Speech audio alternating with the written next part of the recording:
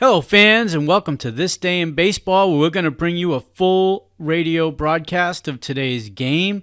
And before we do that, I just want to thank Classic Baseball Radio, and there's a link in the notes where you can check out their full channel. They have many great radio broadcasts. And while you're listening to today's game, if you want to check out much more about the game and the players, look on the links below, and you're going to see links to player pages, the date the game happened, the year it happened, and the play-by-play. Enjoy the game, and check out the links while you're watching the game, and please don't forget to hit the subscribe button so that every time new content comes out, you're going to get that firsthand. And thank you again for checking out This Day in Baseball, and enjoy the game.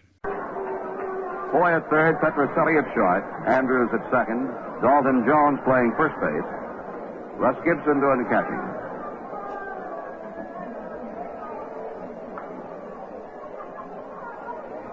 There's the windup by the tall left-hander, and the pitch is inside, ball four. So Tresh draws a walk, and the Yankees have a base runner. And let's see the reaction to Mantles at third.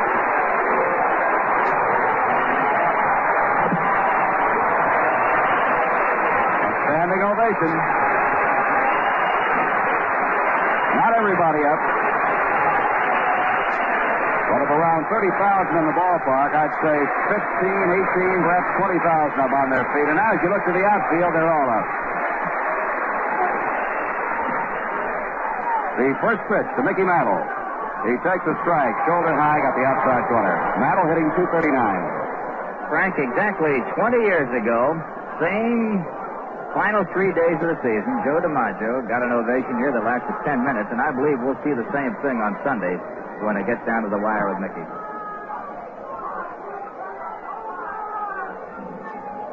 Jones holding against Tresh at first. The pitch to Mantle. High fly ball is hit out into right field. Ken Harrelson moving to the glove side, his left. He's under it. Makes the one-hand grab. Mantle is retired. Tresh moves back to first base, and the batter will be Roy White. White, the Yankees' leading hitter this year, has been all season long, batting .268. He would like to climb up past the .270 mark again. White recently in a bit of a slump. He has 152 hits for the year, 17 home runs, 60 runs batted in, hitting right-handed against Ellsworth. Tresh a short lead at first. Ellsworth deals. White fouls it back over the roof on the right side. Ellsworth is a big man. He's 6'4", 195. With Lonborg almost having a lost year and Santiago the same way, it has been Ellsworth and Culp who have picked up the Boston Red Sox pitching staff and are mainly responsible for having the Red Sox as high as they are. The looks at first. And the pitch. Outside to Roy White, makes the count 1 ball, 1 strike. The Red Sox a half game ahead of Cleveland. Boston in third place. The Cleveland Indians play their final game of the season tonight against the Orioles in Baltimore. Ellsworth's pitch. Breaking ball low outside. Makes it 2 balls and 1 strike on Roy White.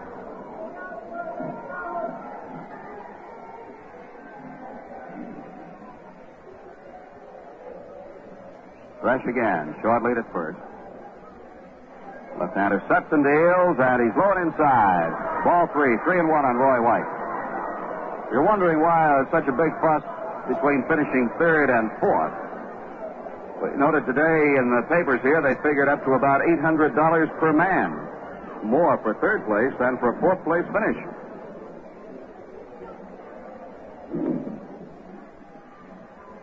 Three-one pitch coming. Tresh goes. Ground ball hit to the left of Petrocelli. Base hit to center. Tresh trying for third. He'll make it. The throw comes back to the shortstop, Petrocelli. So Tresh running on a 3-1 pitch, and Roy White slams his 153rd hit of the year into center field to put runners at first and third. Frank, in 1954, when the Yankees came in second to the Cleveland Indians and the Indians played the Giants in the series, the Yankees got a winning share of over $1,700. The third place cut was roughly around 900, I believe, to 1,000, and the fourth place share around 350 or 400. So there is a big difference when you talk about finishes. And this year, with the 2 ballparks involved, Detroit and St. Louis, for the World Series, there will be a pretty good gate receipt to be shared by the players over the first 4 games. Roy White has just broken an 0 for 14 personal streak. Bill Robinson steps in, and he backs away from an inside pitch, ball 1. Robinson hitting .236. Robinson has come on strong since the end of July. On July 30th, he was hitting .185. He's raised it now to .236. Pitch to him, strike called. It's 1-1. 78 hits for Robinson, 6 home runs, 37 runs batted in. Fresh at third, White at first. Dalton Jones holding against White. The set by Ellsworth, and the 1-1 pitch. Bouncing ball back over the mound. Shortstop Petroselli charges, slips to first base in time. Robinson is thrown out by Petroselli at short, and for the Yankees, no runs, a base hit, no errors, and 2 men are left. At the end of 1 half inning, the score, the Yankees nothing, and the Red Sox coming to bat. Well, Jerry, I don't see him in the ballpark, although I'm sure he is here, and I'm referring to Sal Magley, who was the pitching coach for the Boston Red Sox last year. When the season was over, a few words of controversy passed back and forth between Mr. Magley and Mr. Williams.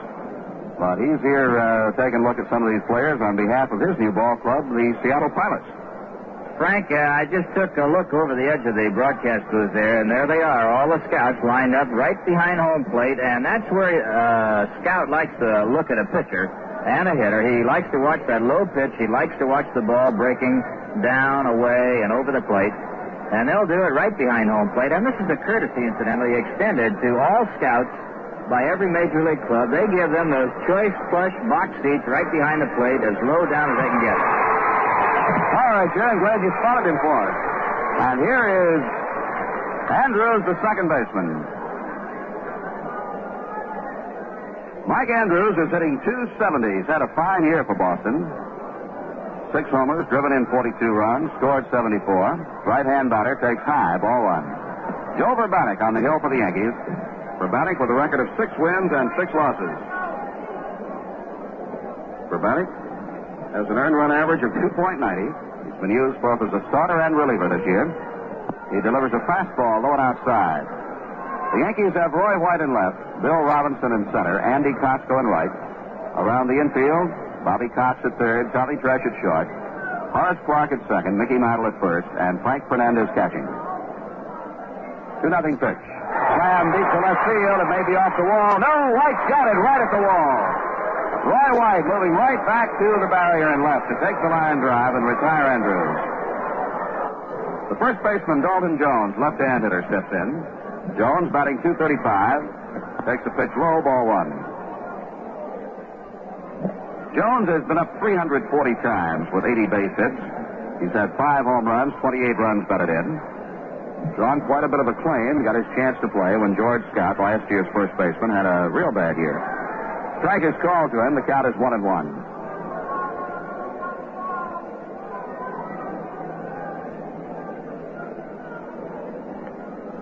Vrbanek winds, throws. Jones bounces a foul ball past first base coach Bobby Dorr. Eddie Popowski coaches at third.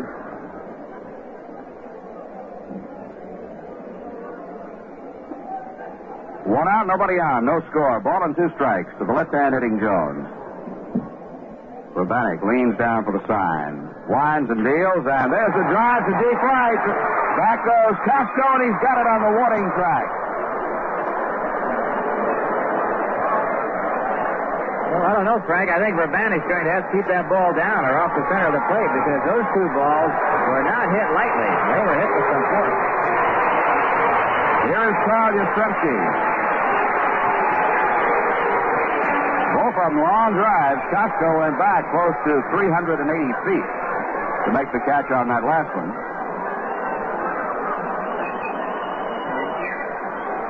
And the pitch to Carl Yastrzemski. Fastball for a strike. Yastrzemski hitting .302 to finish over 300 and become the only 300 hitter in the league. Yastrzemski would have to go roughly 3 for 12, say, in this series. Wind up, the pitch to him. Curve, misses. It's a ball, 1-1. You basically figure a hitter will come up 4 times a game. you're averaging it out. And Yastrzemski would need 3 for 12. He takes a ball, 2. 2 balls and 1 strike.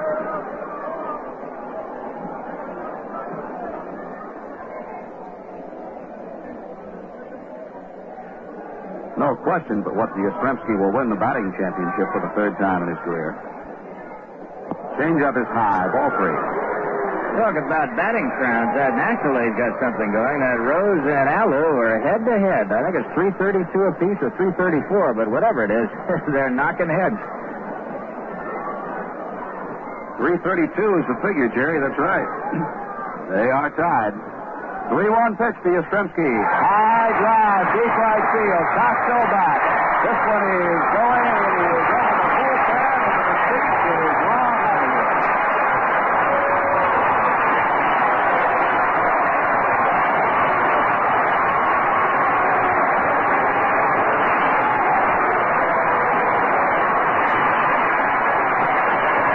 Home run number 23 for Carl Yastrzemski, and the Red Sox lead 1-0.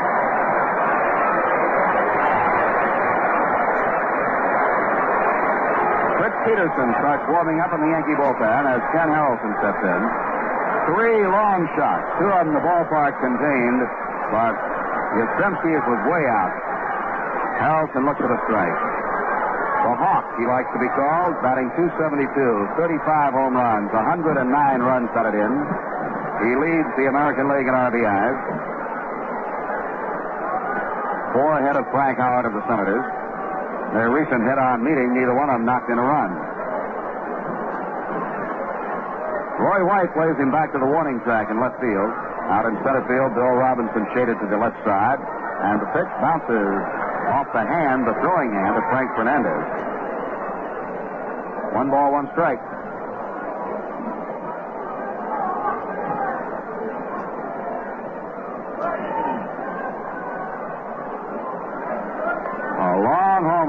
Well into the seats in right field by Yastrzemski. That's put the Red Sox in front 1-0.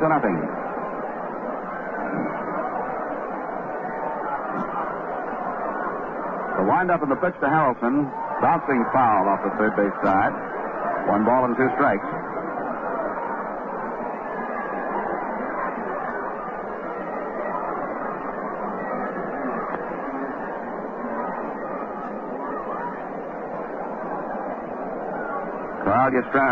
Ken Harrelson with the bright white tape identification bands on his wrist. We can't call them sweatbands anymore, Jerry. He's not going to perspire tonight. Not that much. Pitch to him is low outside, 2-2. Frank, if you're insinuating that Harrelson is trying to attract some attention, you're absolutely right. Very colorful young man and a very personable young man to talk to. And he's had quite a year. Chance to lead the league in runs batted in. He takes ball 3, low and outside. Frank, I firmly believe that's part of his great charm. I mean, he's totally extroverted. He loves it. He likes to be front center. And nobody questions it or blames him for it. They say, go right ahead, Hawk. You're on your own.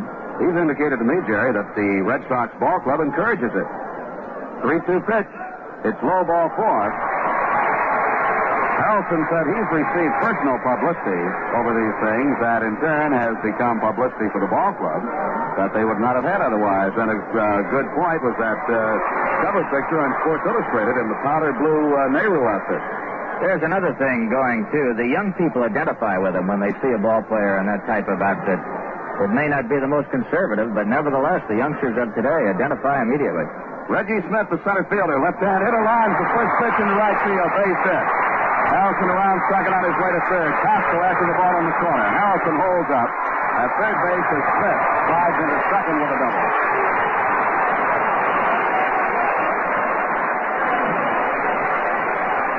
So the tattooing continues here in the bottom half of the first. Another ball well hit.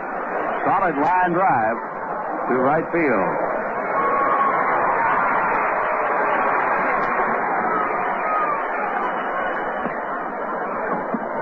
Red Sox now with runners at second and third, and the batter will be Joe Foy, the third baseman. Foy is hitting .227. 10 homers, 58 runs batted in.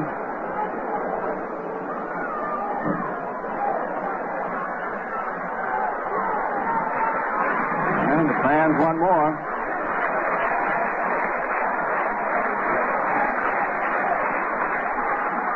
There's a high foul coming back, and it will be just out of the reach of Frank Fernandez. Spectator in the second row reached up and grabbed that one as rather heavy-set gentleman in the first row threw a pretty good block on Fernandez.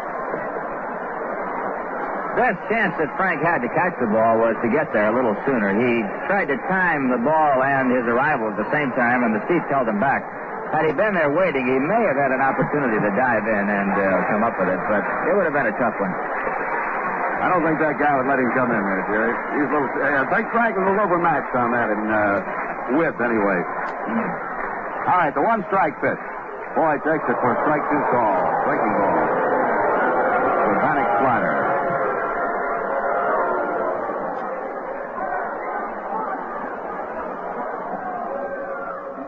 Two on with two gone. Harrelson at third. Smith at second. Two strikes on Joe Foy.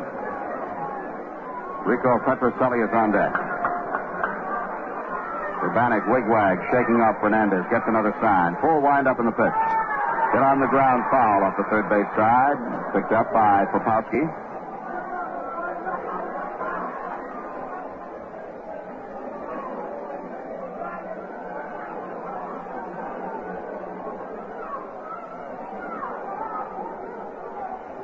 Folks up here knowing their weather pretty well came prepared tonight, carrying a sweater and white top coat. Could be cool before the night's over. Two-strike pitch. Fouled at the plate.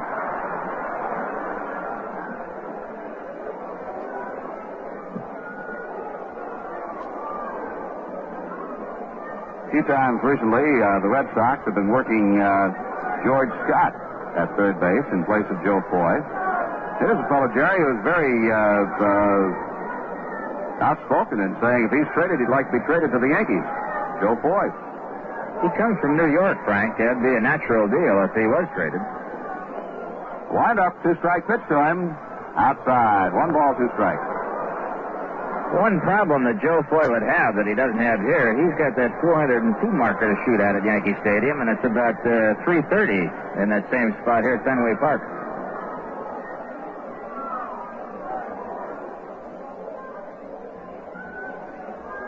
1-2 pitch to him. Hit on the ground, foul again as he sort of chopped at that one. Pitch was up rather high. Count holds at 1 ball and 2 strikes.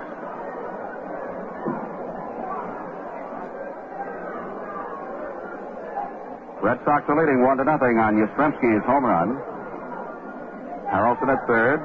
Reggie Smith at second. 2 down. And again the pitch to Foy. Line drive. Base hit to the right side. 2 runs are scored. Foy stops at first as Harrelson and Reggie Smith score standing up. It's 3-0 and Ralph House is on his way out. Jerry, I think Mr. House has seen about enough. This definitely, as this moment, is not a night for Joe Urbanek. Andrews hit a bullet that White ran down in left field, and Jones did the same thing in right field. One that Costco ran down, then the towering home run by Yastrzemski, a walk to Harrelson, a double by Smith, a single by Foy.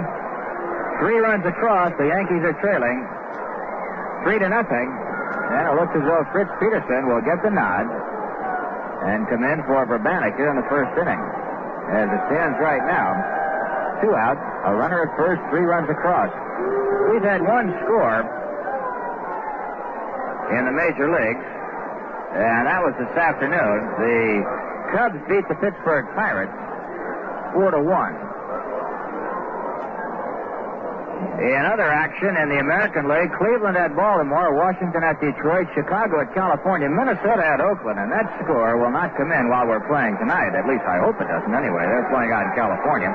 That's the game the Yankees are watching, the Minnesota-Oakland game, because the Yankees lead the Oakland A's by a single game in that battle for 5th. Another interesting thing that Frank brought up earlier is that the Indians and the Orioles close out their schedule tonight. Cleveland has played 1 less game than the normal 162-game schedule, and that in itself could be a factor And whether the Indians finish third or the Red Sox finish third, that lost game will not be made up. That's right, Jerry. The only time, of course, you try to make up every game that is postponed for one reason or another. But the only time that games are made up after the season is over would be games to affect first place. In other words, even though the other clubs have games left to play, Cleveland will not make up that one game on its schedule once it's scheduled to finish tomorrow. We might mention right now the Indians and the Orioles are scoreless. They're playing in the fourth inning.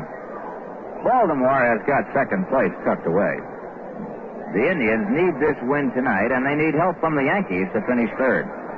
The Red Sox, as it appears right now, Frank, have all the better of it because they've got the games to play and the games that they can win that'll put them over the top.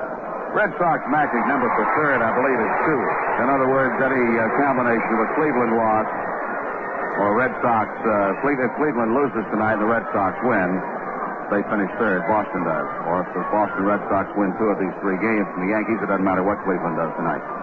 Ready to go with Petrocelli. Foy going on the first pitch. He is out at second base. Frank Fernandez throws him out to Horace Clark.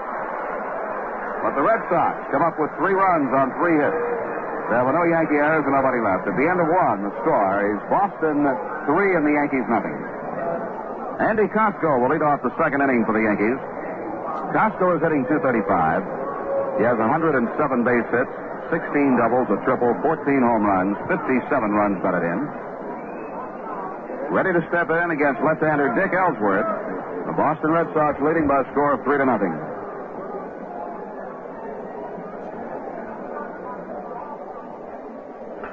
There's the ball. It's to left field, and it is off the wall. Costco trying for 2. The throw coming to second base. The slide, and he's safe. Costco almost slid too soon, Jerry.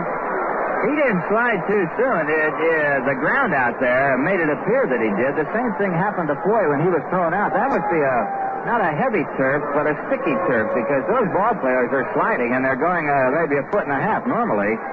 In normal infield areas, you hit and you'll go 8 or 10 feet, but they're just stopping dead. Costco stopped dead and had to get up and reach his foot out for the bag, but he made it. It's a double for Andy. We're told, speaking of Joe Foy and his theft attempt, he had stolen 9 straight bases without being thrown out until that time. All right, Costco on and Fernandez in, and the pitch is in there for a called strike. Frank Fernandez has a batting average of only 160. Nonetheless, with his 21 hits, he has driven in 30 runs. He's had 2 home runs off Ellsworth, including a grand slammer. He takes this one low and inside, and it's a 1-ball, 1-strike count.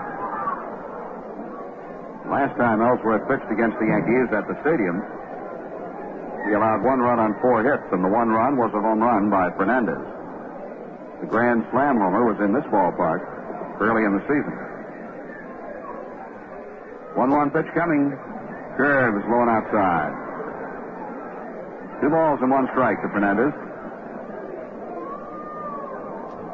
They play him strictly as a pull hitter. The infield and the outfield well around to the left side. A lot of territory down the right field area. 2-1 pitch. Swung on a miss, strike 2.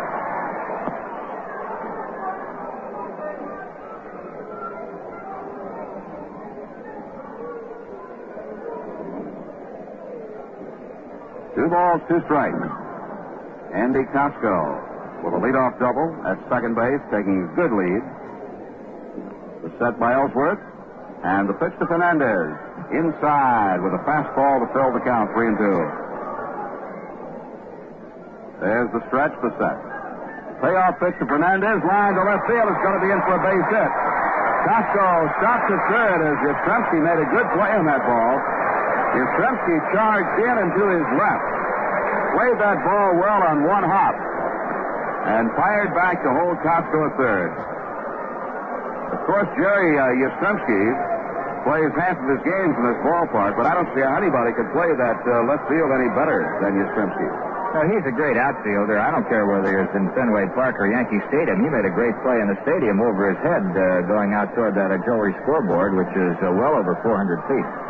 One tough thing in Fenway Park, Frank, the right-hand hitters with a man at second base loses several RBIs a year, as Fernandez did with Costco at second base on this one. Normally, that'll score a man.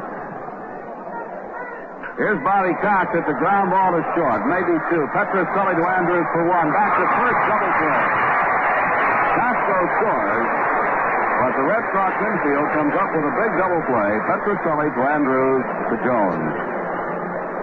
Just to digress a moment, Frank, the reason it's hard to drive in a man on a ball hit to left field with authority from second base is because the left fielder can play very shallow here. He only has a few steps and he's back to the wall. And therefore, you do lose the RBIs because of it. Fritz Peterson, the batter, swings and misses, strike one. There's no run batted in for Bobby Cox. You do not get a run batted in when you ground into a double play. And so there are 2 outs, a run across. 3-1 ball game, Boston leading. Pitch to Peterson is low. 1 ball, 1 strike. 1-1 pitch, foul back.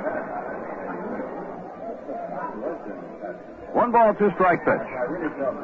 Fly ball is hit out in a fairly shallow center. Reggie Smith coming on for it, makes the catch, and the side is retired. Yankees get 1 run on 2 hits. There were no errors, nobody left. And at the end of 1 1/2, the score of the Boston Red Sox 3 and the New York Yankees 1. Tipperillo asked the American people what they thought of the world's first menthol cigar. New Tipperillo M with menthol. Pardon me, Punchy. I'd like a great fighter's opinion. How do you think a menthol cigar sounds? A menthol cigar? Oh! My friend, how do you think a menthol cigar sounds? Then we got wise and didn't mention our cigar was menthol. Excuse me, sir. Before you go, would you like to try this new cigar? If it's free, buddy. Here, let me light it for you.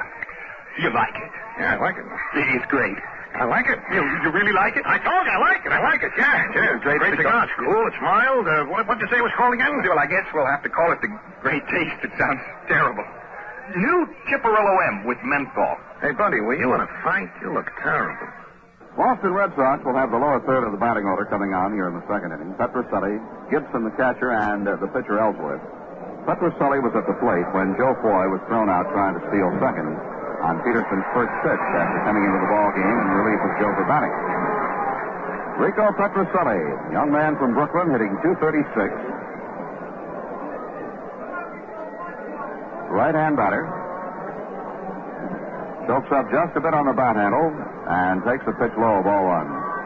Petroselli suffering from what has tentatively been diagnosed, I think, as chips or bone chip of some kind in his right elbow. It's a ground ball short to short. Thresh bobbles it, has no play. Error to Tommy Thresh at short.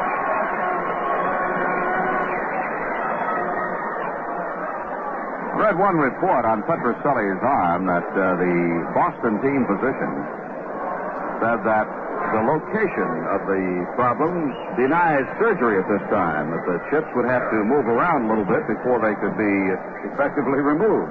Not knowing anything at all about those things, I just go by what I read in the papers. I'm sure that Rico would like to have them out when he can because it's been a chronic thing for the last 3 or 4 years.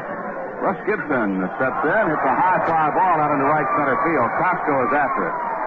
Costco makes the catch. Petroselli tags it first, but goes back as Costco unloads a fine throw into Thresh, who is standing on the bag at second. Well, Gibson, first ball hitting, is retired. And now we'll have the pitcher, Dick Ellsworth. Ellsworth has had 3 hits in 70 at-bats. The story I was reading on Petroselli said that if the chips do not move around, he will just have to take medication and learn to live with them. The position they seem to be now, according to the story, surgery would not be effective. Let's see what Ellsworth does. He's a left-hand batter up there to bunt, takes the bat away, and a strike is called over the outside corner. Bobby Cox and Mickey Mantle both charging down toward the plate. Oh, and Mickey said to Fritz Peterson, but they both broke out in big grins.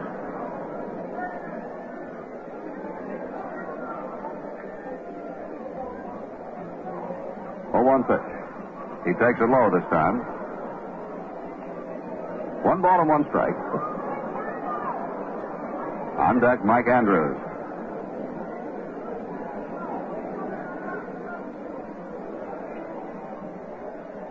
Ellsworth, 6'4", 195. Crowds that plate pretty well. Holds the bat down on the end. Now squares to Butt. Bunts it down the third base side. Cox kicks the ball, picks it up, throws to first in time. Third base was left unprotected. Federico Petrocelli elected not to try to outrun anybody over there. He stopped at second base. Clark took the throw at first. So the play on the sacrifice goes Cox to Clark.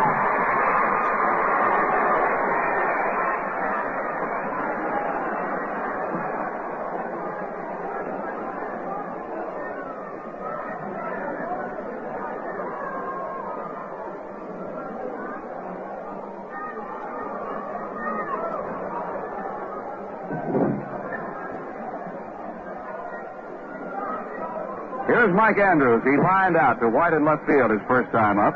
Takes a breaking pitch over the inside corner for a strike.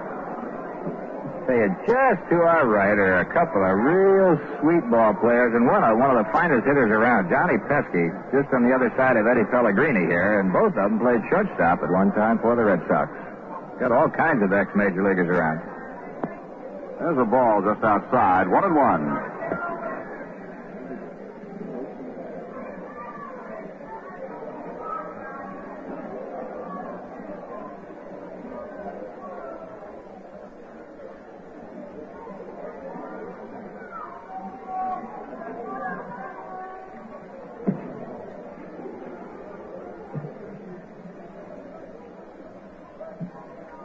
A ball and a strike to Andrews. He hits a ground ball, fair ball down the third base side, kicks off the wall, base hit. Petrocelli will score. Andrews digging for second. He's in sliding with a double.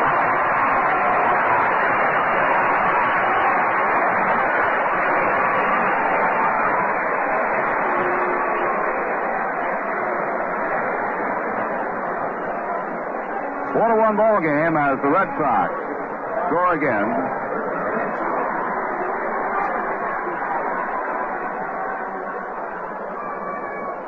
Run batted in for Mike Andrews. And now Dalton Jones steps in. The RBI for Andrews is 43rd.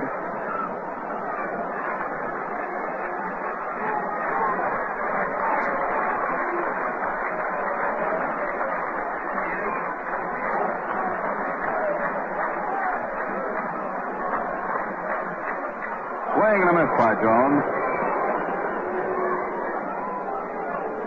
Dalton Jones hit one deep to right field that Andy Costco caught back near the fence in the first inning.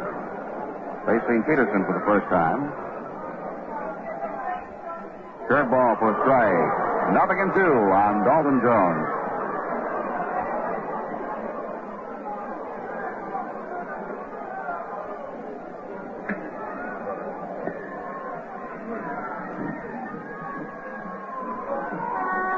Check swing and a ball outside, 1-2.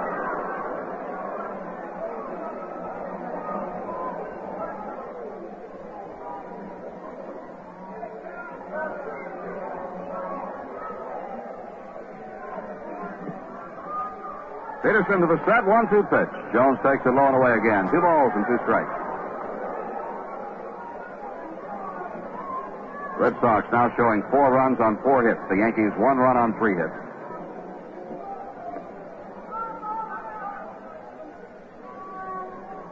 Set by Peterson. Looks back to second, 2-2 deal. Check swing and a foul tip. Strike 3. So the side is retired, but Boston scores 1 run on 1 hit. There was a Yankee error and a man left. At the end of 2, the score, the Red Sox 4, the Yankees 1. There's a double celebration this week at the brand new Salisbury of Scotia Chevrolet dealership, and you're invited. We say double because Salisbury is not only celebrating the introduction of the 1969 line of Chevys this Thursday, but the grand opening of their brand new sales rooms at their new location at the point of Freeman's Bridge Road and Route 50. It's opposite the Schenectady County Airport in Scotia, and it's the Capital District's most modern automobile dealership. Even the auto display floors are fully carpeted from wall to wall. And in the customer's waiting lounge, you can sink deep into comfortable, luxurious sofas and chairs while you're waiting for the world's most competent serviceman to work on your car. Roy Salisbury is out to pamper you and spoil you for any other dealership or deal. So, before you buy any car, come and see the spoiler at the one and only Chevy Marketplace, Salisbury of Scotia. The gala grand opening festivities take place this Thursday at 4 p.m. Pete Williams and David Allen of radio and TV fame will be on hand with a live band and free gifts for everyone. Don't miss it. Right here, the Boston Red Sox are leading 4-1 as we go to the third, and Horace Clark will lead off, to be followed by Tom Tresh and then Mickey Mantle. Clark on the first pitch of the ball game, flied out to center field.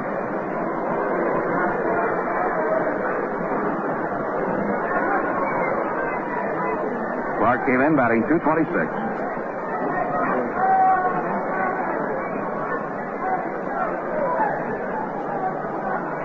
Dick Ellsworth to the windup and the pitch. Clark takes the strike, bluffed the bunt, took the bat away, and the pitch came across the inside part of the plate.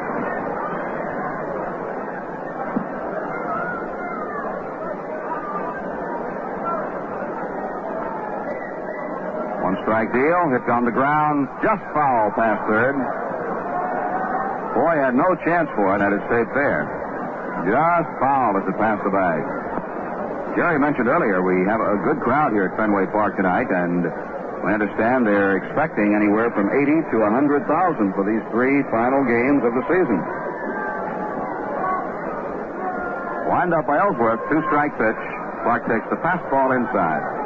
Unless Crosley Field in Cincinnati takes the honors, I believe this is the smallest park in the major leagues, and they're going to go 1,950,000 in a park that seats about 32 or 3,000. There's a ball, two, just outside to Clark. 2 balls and 2 strikes.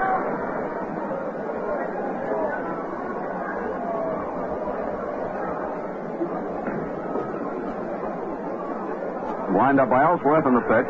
Line drive, base hit into center field. So Horace Clark is on with a leadoff single here in the third, and the batter will be Tom Tresh.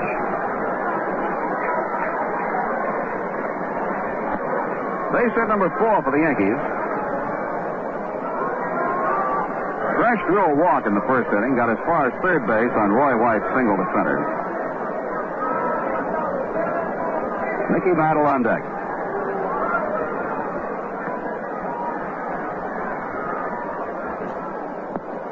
There's a ball 1 to Tommy Tresh, batting right-handed.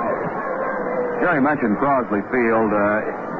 Its listed capacity just under 30,000. 1-0 pitch. Line out into center field. Reggie Smith, though, has got a beat on it, makes the catch. Horace Clark dashes back to first. Tresh hit that ball well, but within range of Reggie Smith. And the batter is Mickey Mantle. Harold Chase in the Boston Globe wrote quite a column about Mickey Mantle today. The lead paragraph, this may or may not be Mickey Mantle's last weekend ever at Fenway Park, but in case it is, let Boston be properly appreciative. Mickey looks at a curve for a strike. Going back, since Mantle first played at Fenway Park at the age of 19 in 1951, no visiting ball player has caused as much excitement. 1 strike pitch. Inside, 1-1.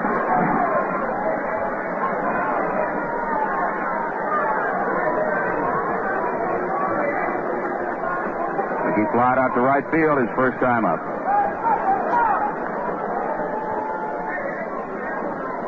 One delivery, foul back over the roof. Babe Ruth hit 43 home runs at Fenway Park for the Yankees. Mickey Mantle has hit 38 in this ballpark.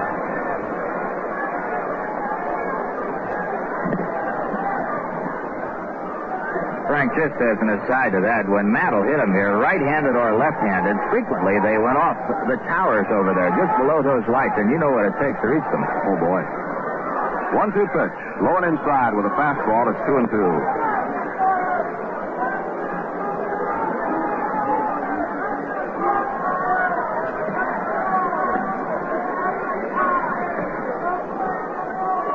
Two balls, 2 strikes. 1 out. Horace Clark at first. Ellsworth deals, and Mantle takes low inside, ball 3.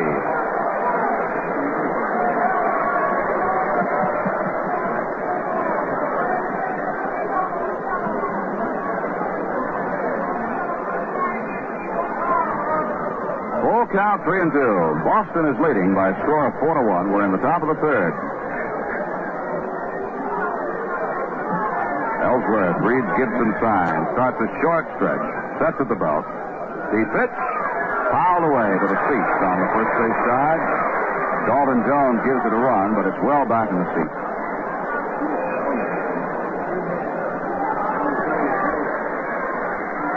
Count holding 3-2. Clark, of course, not running. The Yankees trailing by 3.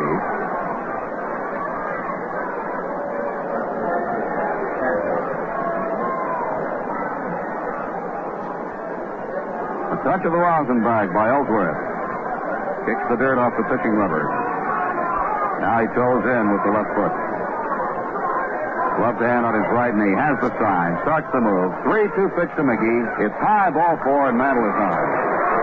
2 pitch to Mickey. It's high, ball 4, and Mantle is on.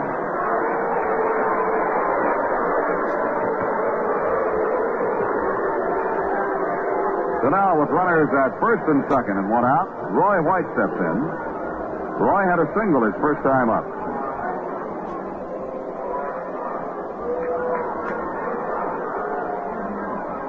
Roy leads the club in runs, 87, base hits, 153, doubles with 20, runs batted in with 60, and stolen bases with 20.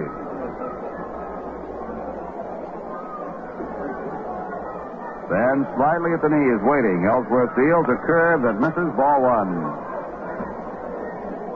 And activity in the Boston Red Sox bullpen. Juan Pizarro and Dave Moorhead up and throwing.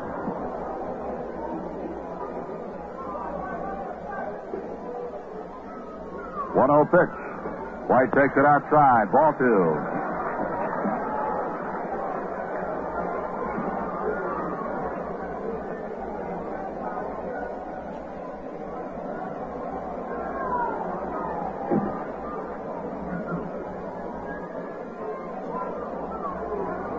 Two balls and no strikes.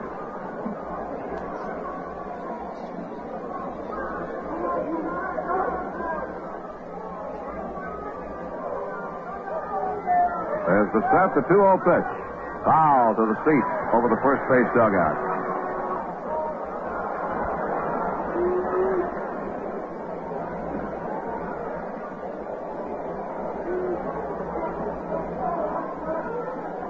Dave Moore had a right-hander and Juan Pizarro a left-hander, loosening up in the Boston pen. Red Sox are leading 4-1. 3-run lead doesn't mean a whole lot in this ballpark. Not this early in the game. 2-1 pitch to Roy White. Line out into right field. Moving over for it is Harrelson. He's got it. And Clark forgot that there was only 1 out, and he is easily doubled off second. Clark was running, and he was all the way down to third. Had no chance to get back. So for the Yankees, no runs, a base hit, no errors, a man left. And at the end of 2.5, the score is Boston 4 and the Yankees 1. Atlantic is giving away sporty new Camaros, luxurious mink jackets, plus thousands of other wonderful prizes, including color TV sets, Polaroid cameras, blenders, wristwatches, and up to $1,000 in cash. How do you get these wonderful prizes? You play Atlantic on the go. All you have to do is drive into any participating Atlantic station and ask for an on-the-go coupon. No purchase is necessary, and except where prohibited by law, any licensed driver can win. Each time you stop at a participating Atlantic station, pick up another coupon. It's as easy as that. Match them up until you find 2 coupons that make a complete picture, and you're a winner. Sound easy? Well, here's something to make it even easier. Each on-the-go coupon gives you not 1, but 4 different ways to make a match. So start collecting coupons today. Fabulous prizes could be waiting for you at any participating Atlantic station. So play Atlantic on the go. You could be a big winner.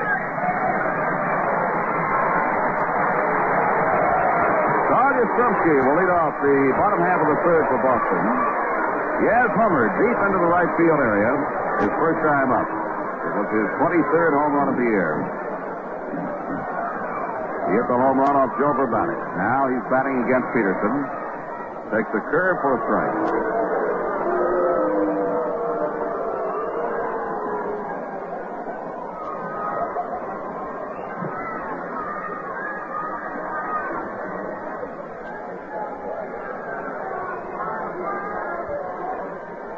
Harrelson on deck.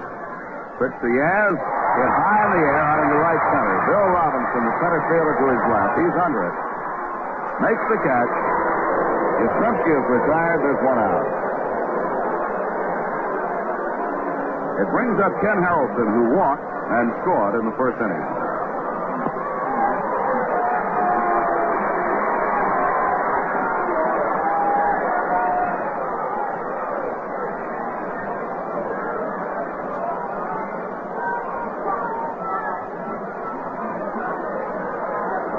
Pitch to Harrelson. One hopper past Cox out into left field. A real shot. Roy White fields it, fires in towards second base.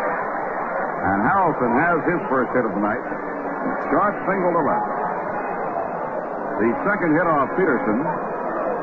And base hit number 5 for the Red Sox. And here is Reggie Smith, who had a double to right field his first time up. Smith swings around now and bats right-handed against the southpaw Fritz Peterson.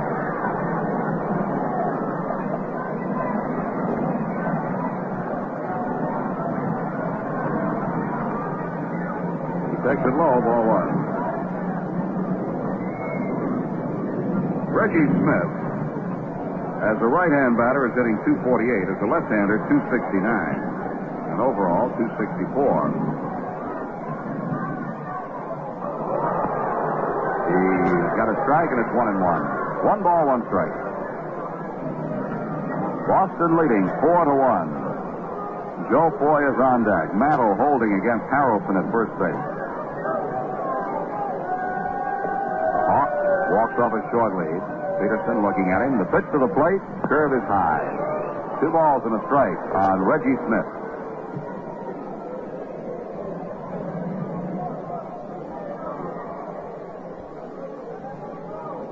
Reggie Smith has a 6-game hit streak after his first inning double.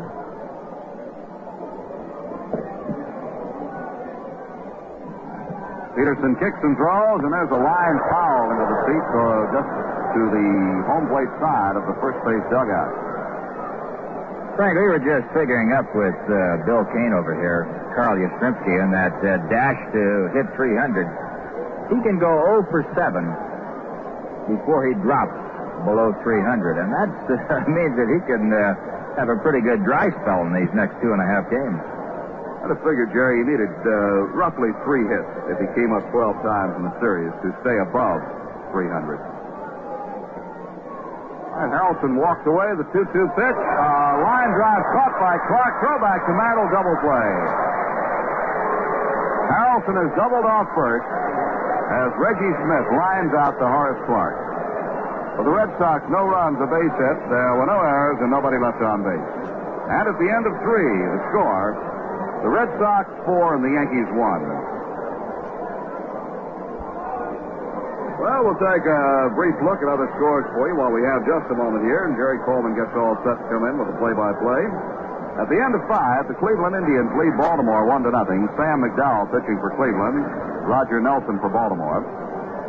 At the end of 1 inning, Washington and Detroit are scoreless in Detroit, with Joe Coleman pitching for Washington and Joe Sparma for Detroit. Later tonight, White Sox and the Angels at Anaheim, and the Twins and the Oakland A's in Oakland. In the National League, the Phillies and the Mets are scoreless at the end of 1. James for the Phillies, McAndrew for the Mets. San Francisco did not score in the top of the first at Cincinnati. Bob Bolden against George Culver there. No other scores in. Pittsburgh, the Dodgers and the Braves, no score. Osteen against Reed. And Houston at St. Louis, a later start. And we started to say Pittsburgh and Chicago. They played this afternoon, and the Chicago Cubs won the ball game 4-1. All right, in our game, the Red Sox out in front by a score of 4-1. Boston 4 runs, 5 hits. Yankees 1 run, 4 hits. And to carry you through the middle portion of this game, well, right now we've got some spectators out on the playing field. They want to go out and shake hands with Ken Harrelson. So while they get back off the field, Jerry Coleman is all set to step in here now and tell you all about it. We're going to turn our microphone over, Jerry, to Phil Rizzuto. So go ahead and tell them about it. Okay, Frank, it'll be Bill Robinson, Andy Costco, Frank Fernandez coming on for the Yankees. They're trailing in the ball game 4-1 as we go into the fourth inning. Robinson bounced her short in the first. The right-hander against the left-handed Ellsworth. A changeup curve is fouled back to right one. The Yankees, 4 base hits, 1 run. They've made 1 error, and it cost them Tommy Tresh bobbling Rico Petrocelli's ground ball. He later scored on a double by Mike Andrews. Robinson way out in front of a changeup. Strike 2. No balls and 2 strikes. And it's always nice and pleasant to have return with us Philip Francis Rizzuto. Well, Jerry, it's good to be back with you and Frank and the boys. And I heard all the nice things that you and Frank said about my 39th birthday, and well, I hate to see a guy spend his birthday in bed. a lot better. Thank you very much. Sound better. Here's the 1-2 pitch now to Robbie inside, 2-2. Dick Ellsworth, 15-7, going for his 16th. He has yet to lose to the Yankees. He's 2-0 this year, and that's his lifetime mark. Urbanek started for the Yankees. There's a drive to right field.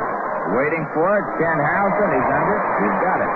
Robinson hit the ball well, but lined out to Harrelson and right. Now it's New York Yankee baseball. Let's pause for station identification. This is Jerry Ducey. Stay tuned tonight following Yankee baseball for my Nightline show here on WGY Schenectady.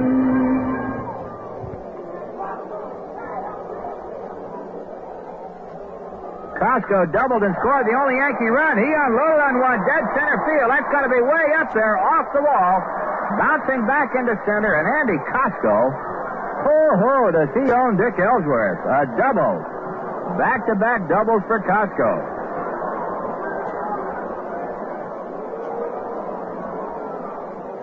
a lot of hard-hit balls here tonight, Jerry, and yet the balls are not carrying because of this heavy air. I thought for a while that ball might reach the center field seats, and that's some poke. That's 400 feet, and it's got a high fence. I'd say at least 20 to 25 feet out there. Here's Frank Fernandez, who singled sharply to left field. That was in the second inning. Fernandez 1 for 1, facing Dick Ellsworth at second base, Costco, and Frank fouls this one off, strike 1.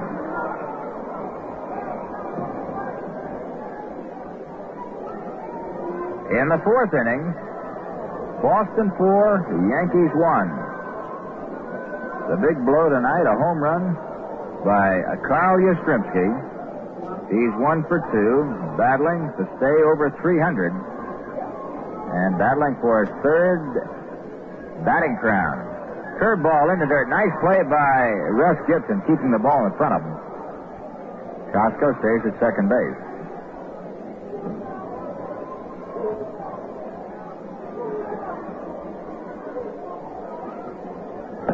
Carl Yastrzemski could be the only man in the history of the American League to winning batting titles, batting under 300 in the history of either league, as far as I know.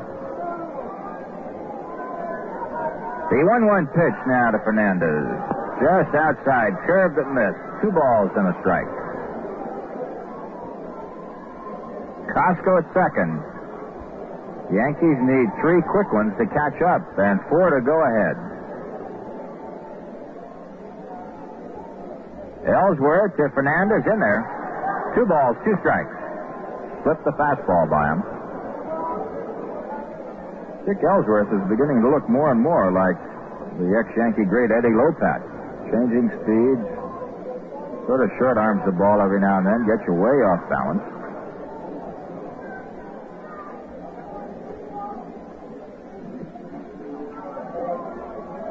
Ellsworth to Fernandez, swings and misses, strike 3. That's the first strikeout for Dick Ellsworth, and a big one. 2 down. Costco Holding at second base, Bobby Cox coming in. Bobby bounced into a double play in the second.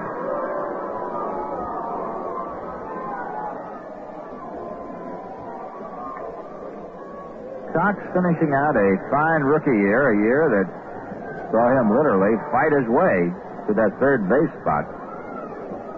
Fastball is outside. Ball one. Bobby Cox was voted the rookie third baseman. That was the top bubblegum all-star team, and that's fairly authentic because that's a vote of the managers and coaches around the league. Here's the 1-0 pitch. Check swing bouncer off the glove of Ellsworth. May go for a base hit. It does. Ellsworth knocked down any chance that Joe Foy had of throwing out Bobby Cox when he tipped the ball. And now Rocky Colavito coming on to bat for Fritz Peterson. Fred Talbot warming up in the Yankee bullpen. Costco moving to third base. Runners at first and third. Colavito batting for Peterson.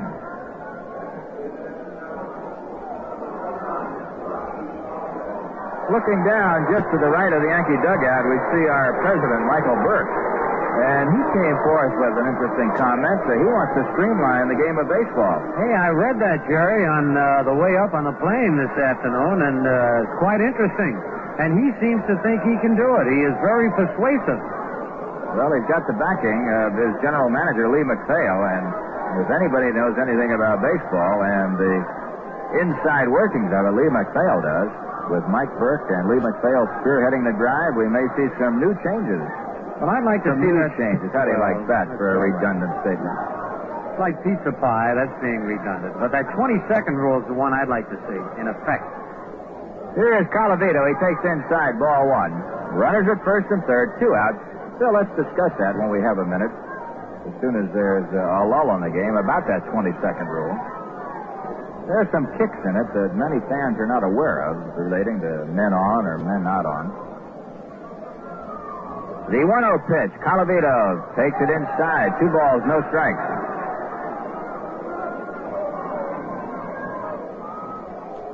Boston 4, Yankees 1. Yankees threatening here. One shot right now could bring the Yankees back in this game in a hurry.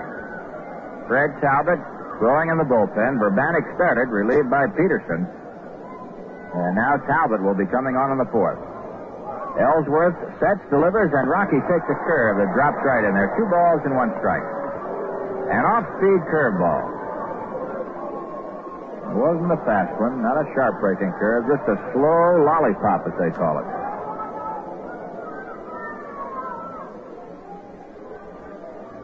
Two outs. 2 balls and a strike. Colavito waiting. Ellsworth delivers. There's one high in the air near the shortstop. Under it, Petroselli waiting. He's got it. The side is retired. For the Yankees, no runs, 2 hits, 2 left, and the score after 3.5. Boston leading the Yankees 4-1. Variety is the spice of life. Take the variety of spicy new 1968 Chryslers, Plymouth, and Imperials from Ted Pepper and Latham, for example. There's still a good selection left. And you'll want to buy from friendly, helpful people who will bend over backwards to make sure you're satisfied in every way. Oh, and while you're there, register for a portable color TV from Ted Pepper. Nothing to buy. Absolutely no obligation. Just submit your entry, and don't forget all those beautiful new 1969 Chryslers, Plymouths, and Imperials are now on display at Ted Pepper. Stop in, browse around. You'll like what you see at the home of pepperality. That's Ted Pepper in Latham. A few minutes from any major city in the Capital District, and just a couple of minutes off the Northway Exit 5. See Ted Pepper in Latham, Route 9, 1 mile south of the Circle. Your Chrysler, Plymouth, Imperial dealer with a real spicy new car deal. Well, we've got Fred Talbot coming on, and let's go back a bit, Phil, about that 20-second rule and how it's so useful, but in some cases with men on, it really serves no purpose. Right. Well, I would like to see it changed so that it complies equally as well with men on and with nobody on. It would definitely speed up the game. As Jerry was saying, with a man on and the pitcher getting the ball, he can take as much time as he wants. He can take all day. Now, with nobody on, he gets the ball, and he gets on that rubber. He's supposed to have 20 seconds to pitch. I've never even seen that enforced. Even though Mr. Finley had that clock out in Kansas City for a while, they never enforced it. But I think that would definitely speed up the game, Jerry. Phil, the way things are going now with the pitchers dominating, not too many people get on anyway, so... No, that's right. Absolutely. So the pitchers are the ones, actually, who are responsible in most part for the long games. Another thing that is supposed to be on the rules, or in effect, is that the pinch hitter is supposed to be on deck, and we've seen quite a few examples where they've been in the bullpen. They had to call them out of there. There are all kinds of things that can help speed up the game, but the key, Phil, I think you put your finger on it, is the pitcher. How he pitches and the speed with which he pitches really dictates the speed of the ballgame. All right, we're moving into the bottom of the fourth. Here's Joe Foy, who singled to center field and was out trying to steal. That was in the first inning. Foy facing Fred Talbot. Talbot, I'm sure, a Yankee who will happy to see this season go by the board. Fred delivers low, and it's ball one. Talbot, with a record of 1-9, has a respectable earned run average, though, of 3.28. He's making his 29th appearance of the year. Fred into the windup, fires inside the Foy, 2 balls and no strikes. One nice thing about Fred Talbot, and these are things I think that measure the man. At no time did he not give everything he had, nor did he not try as hard as he could, nor did he grumble. I never heard him grumble. Right, he never did gripe. Foy takes low and inside, 3-0. I've seen pitchers who go 0-3 for the year, and they find 38 reasons why they're 0-3, and they've got everybody else that they're blaming instead of themselves.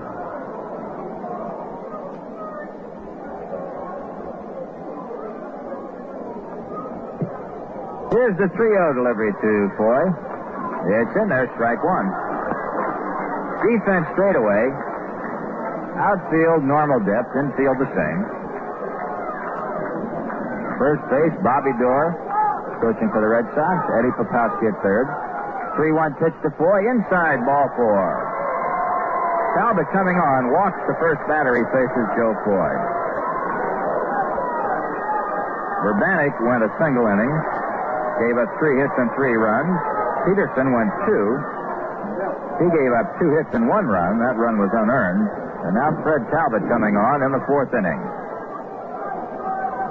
Foy at first, Petrocelli coming in. Petrocelli safe on the air by Tresh, who later scored on the double by Andrews. Rico waiting. Takes it, strike one. Nice to see Petrocelli back in the lineup for the Red Sox. Considered by many to be as good as anybody out there at short. Arm's still a little tender, I understand, Jerry, but he is throwing better than he was early. 1 strike pitch. Foul back. No balls, 2 strikes. Joe Foy, who leads both ball clubs in stolen bases, he's got 26. Even though he's batting only .227, he's been stealing a lot of bases, and he was cut down attempting to steal in the first. That was the first time after 9 straight thefts. 2-strike pitch on the way. Misses outside. Rico takes it. 1 ball and 2 strikes. A packed house. Literally jammed, with the exception of a small section in dead center that they keep clear when they can for background purposes. Say there's very close to 30,000 people here tonight, if not even more. The 1-2 pitch to Rico on the ground. A great stop by Cox. I don't think he's going to throw anybody out. The ball gets by Mickey. Drifting over by the Red Sox dugout. Foy around third, challenging Mantle, and Mickey throws the ball home, and Foy goes back to third. Down to second on the air is Petrocelli.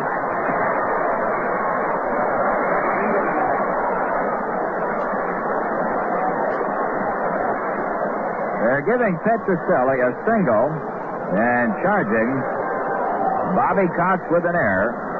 All the way to third base is Foy, and down to second on the air goes Rico. That happens so often, Jer. A great play, and then there's no need of a throw, but for some reason the reflexes, they throw the ball, had no chance to get Petrocelli. Russ Gibson, the catcher, flied to right in the second. The Red Sox are threatening the Yankee infield in tight. They trail by 3 now. It's a 4-1 game. Swing and a miss by Gibson. Strike one.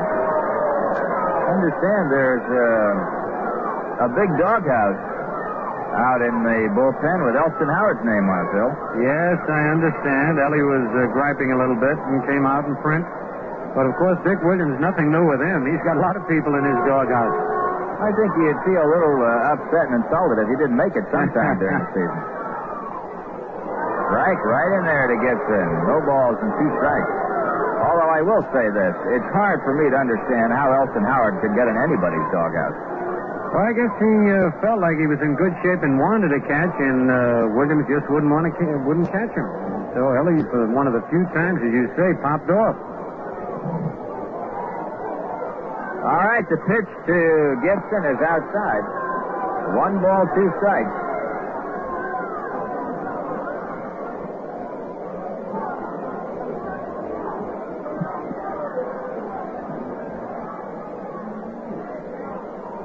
The runners at second and third, infield in, nobody out. 1 ball, 2 strikes to Gibson.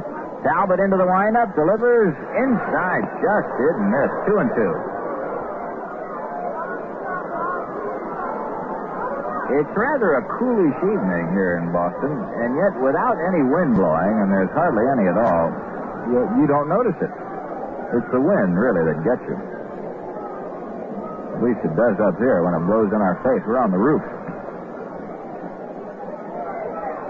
Talbot again, the 2-2 pitch to Gibson. Fouls it back, got a piece of a high fastball. That's the one he likes.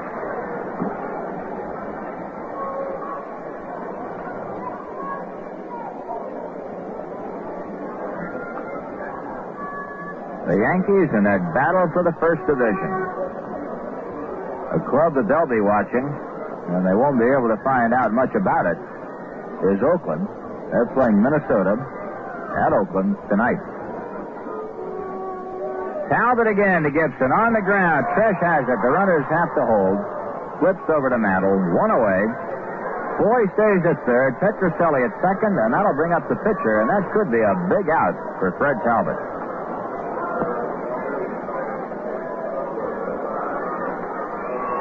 Hitters love to bat with that infield in. The ball was hit fairly good, but a one-hopper directly to Tommy Tresh. The infield stays in because the Yankees now looking for a possible squeeze. Ellsworth sacrificed in the second. Foy moving off third. Cox holding him tight. The pitch by Talbot up the middle. Into center field, a base hit. 1 run is in. Here comes Petrocelli. And Dick Ellsworth helps his own cause with a 2-run single.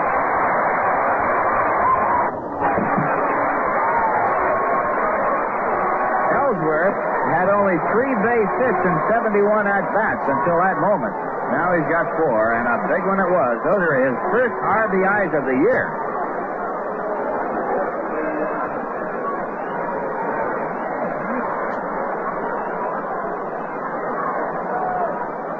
Six to 1. Boston leading the Yankees, bottom of the 4th. The leadoff batter, Mike Andrews, line to left and double to left. 2 runs in. Ellsworth at first. 1 away.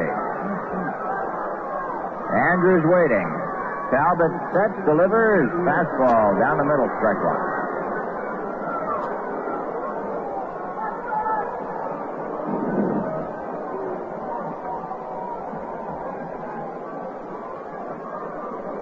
A lot of haze and smog covering Boston today. The 1-strike pitch. Little outside, 1 ball and 1 strike. There was a threat of rain, but I believe it disappeared in a hurry when the weather got cool.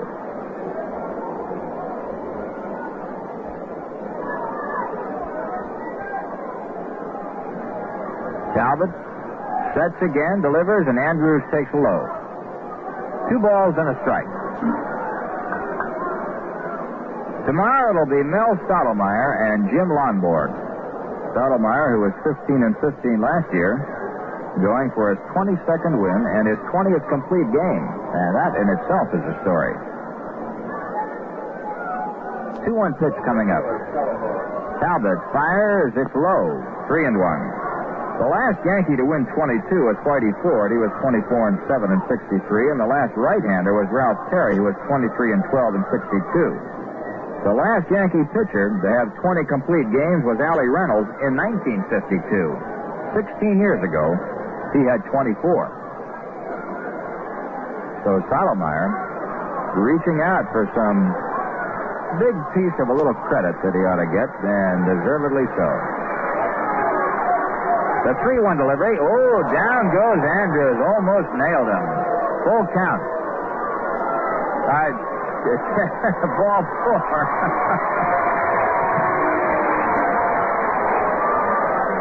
I don't know how a knockdown pitch on 3-1 could be a full count.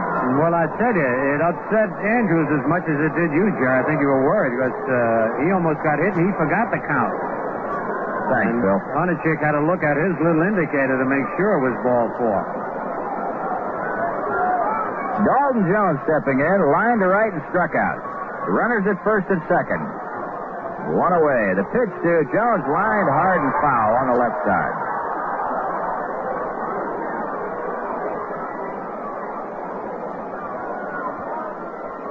Six to 1 Red Sox, the last of the fourth.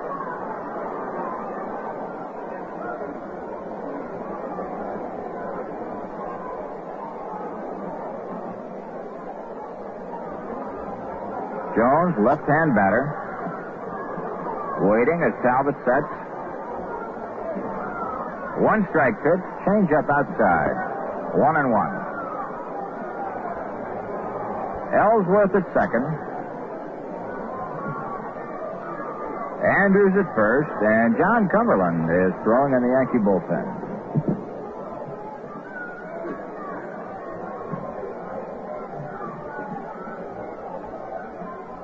Talbot delivers to Jones. A little low. 2 balls, 1 strike. On deck, Carl Yastrzemski.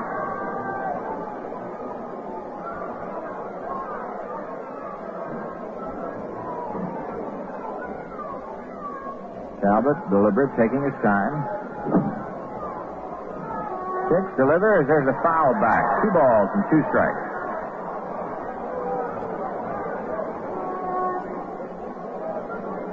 The one thing that Jones wants to do is to stay out of the double play. Of course, he'd like to get a base hit, but the big thing is to stay out of that big double play that'll kill the rally.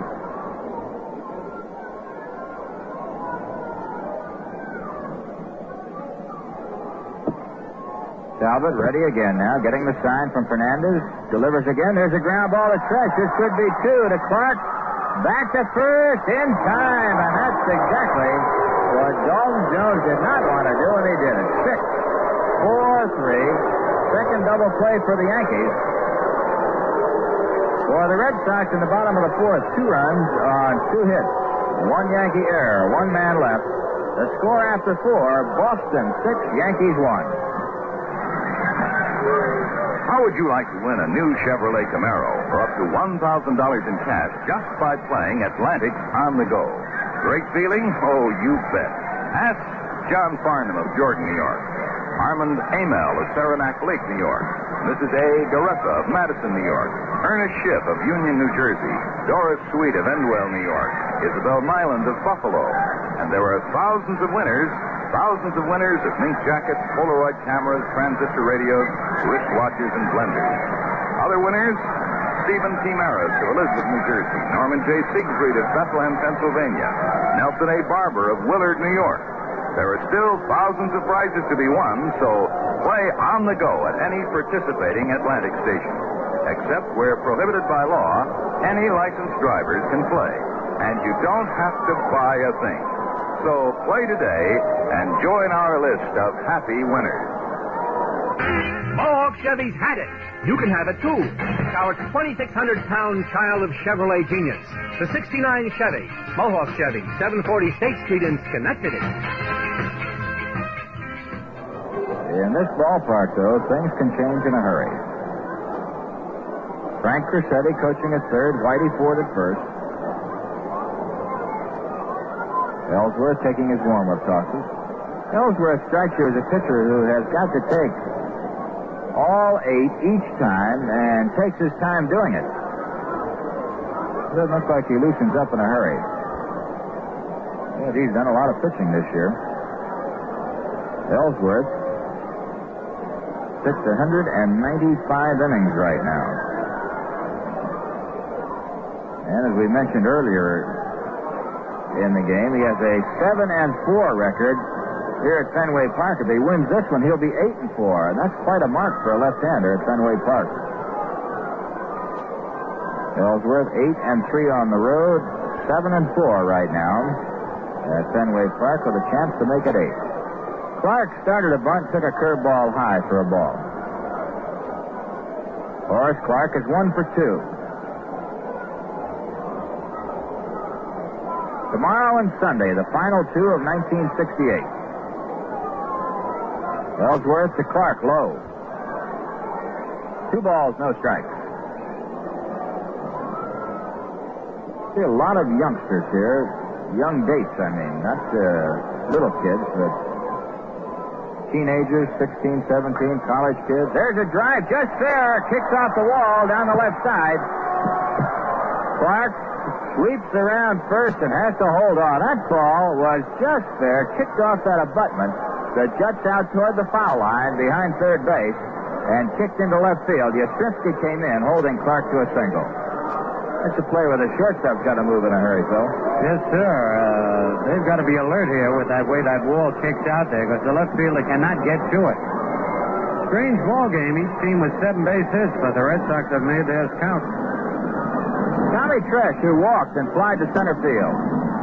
From the right side, hits a 2-hopper foul, heading into the Yankee dugout, and there it goes. Strike 1. Jim Honachuk behind the plate, Jake O'Donnell, a rookie umpire at first, John Stevens at second, and another rookie, Bill Kunkel, at third. Ellsworth, the tall left-hander, delivers, and Tommy fouls it back. No balls, 2 strikes. Bill Kunkel and Jake O'Donnell were the 2 umpires who replaced the deposed Bill Valentine and Al Salerno, and this happened, I guess 10 days ago. So they're getting a taste of big league umpiring in the final stages of 1968 and will come on as regulars in 69. 2-strike pitch. Oh, that ball fooled Tommy. He went into it and almost got him. 1-2 the count. Clark moving off first. Yankees trailing 6-1. The pitch to Tommy misses inside. 2-2.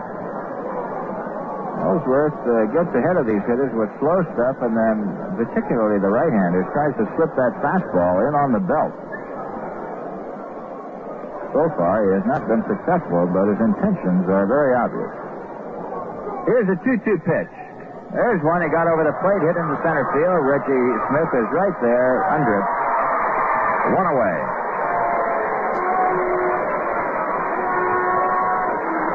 Now Mickey Mantle. Mickey fly to right and walk.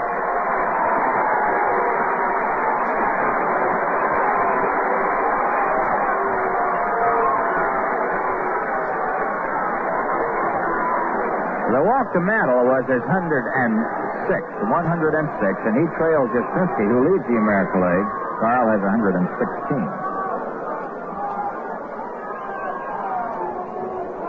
One out. Mantle is up there. He takes a curve outside. Clark at first.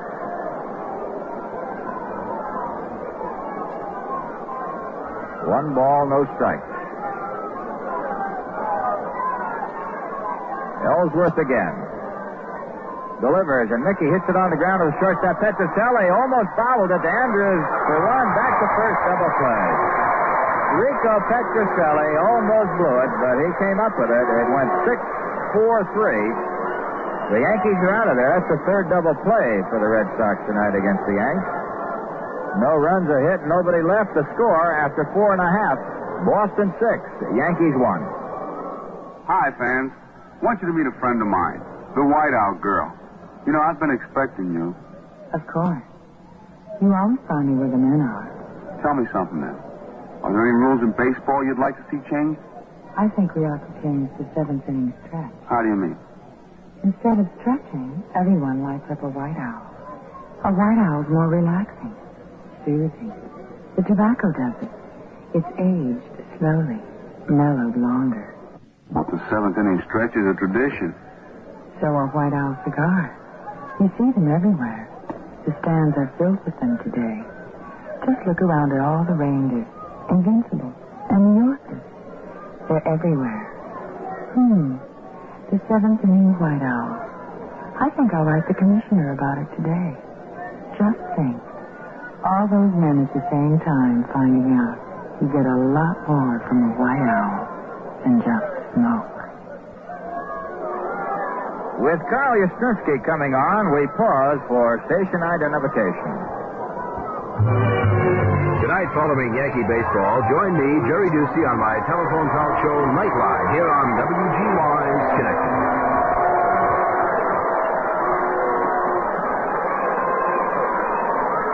Carl Yastrzemski, a home run, a fly to center field. He's 1 for 2, batting at .303. Got 23 homers, 74 RBIs. Yaz facing Talbot. High pop, left side. Bobby Cox will not get to this one.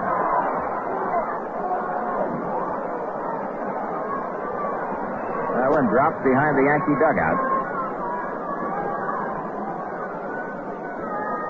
Every at-bat for Yastrzemski, vital. 2 more base hits will just about put him over the top, unless he runs into one of those 17-inning ball games where he goes 0 for 8. Carl takes a low. 1 ball, 1 strike. I've got kind of mixed emotions about Yastrzemski. I want to see at least one American Leaguer hit over 300. And he's got to do it. To do it, he's got to get base hits against the Yankees, and he got the home run tonight. Let's let him get them all tonight. Right. As long as we're behind 5 runs, and we'll hold them in from here. 2 balls and 1 strike now. They have 4 300 hitters in the National League, and how about that Rose and Alou? They're 332 head-to-head coming into tonight's action. Left field, well hit. Roy White may get it. He can't get it. Another base hit for Yastrzemski. He drifts into second base with a double. And that could just about put Yastrzemski over the top. Boy, he hit that one, Jerry.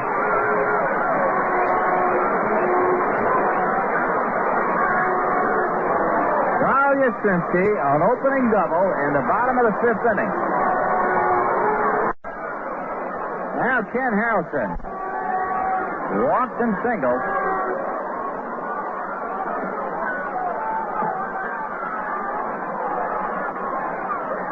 Before Yastrzemski got that double, he could have gone 0 for 7 and still held on to a 300 average, so that gives him maybe 0 for 9 now, with 2 games to go. Ken Harrelson takes low, ball 1. As soon as Bill Kane comes back, we'll bring you up to date on exactly where Carl Yastrzemski stands.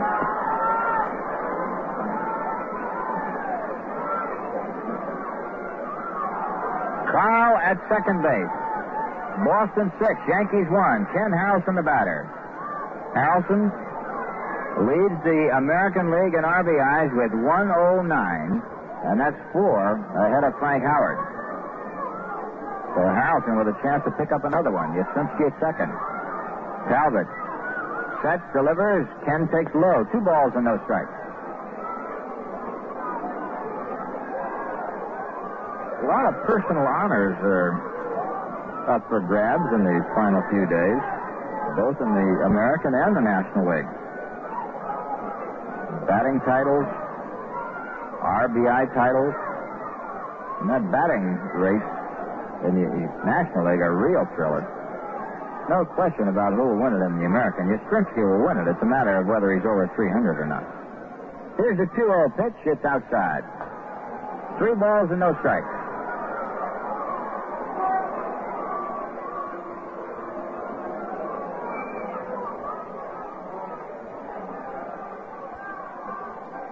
3-0 the count. Ken Harrelson, high stirrups, pulls those socks way up there.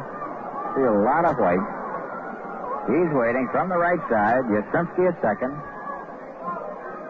Talbot unloads, and Harrelson goes after 3-0 and pops up. Foul territory. Frank Fernandez. I thought he was going to undress to get that one. He started throwing gear all over the place here. He got rid of his mask and his hat in separate actions, and I expected the chest protector to come off next. He was really unloading. One away. Reggie Smith doubled. Lined into a double play. Reggie Smith, a switch hitter, batting from the left side against Fred Talbot. I think we're definitely going to get a chance to see that young left-hander here tonight, Cumberland. He's up again. Sure, that'll be fine. I'd give him a little chance to work and get some major league experience under his belt. Swing and a miss by Smith. Strike one.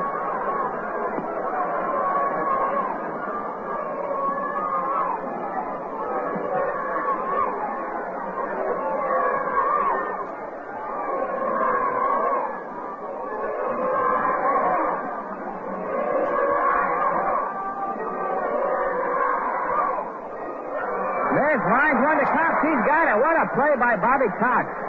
Reggie Smith hit a bullet. Bobby Cox hauled it in.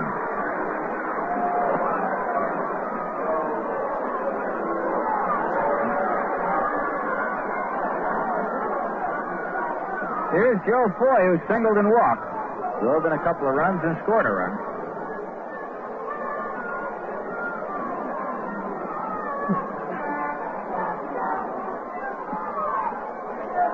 Joe Foy is waiting as Talbot delivers, and he misses outside, ball one. Carl Yastrzemski at second. He opened with a double.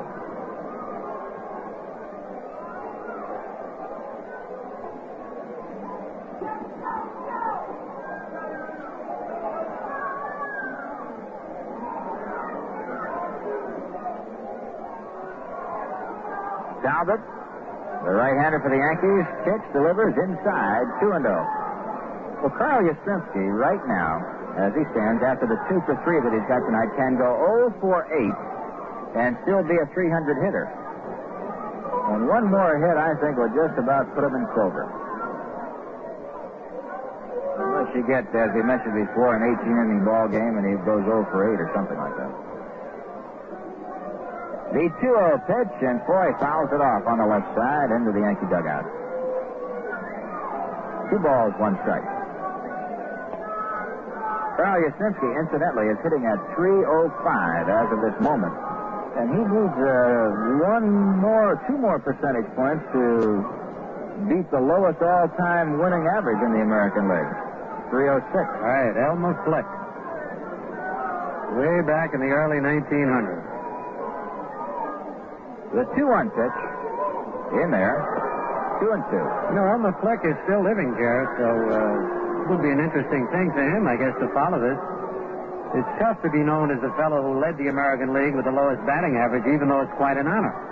Yeah, but he's much more famous than other guys that have led it with much better averages.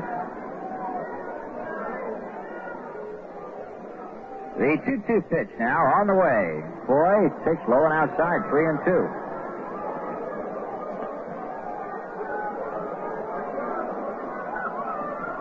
Outfield, infield, just about straight away. Robinson shading a little to the left and center.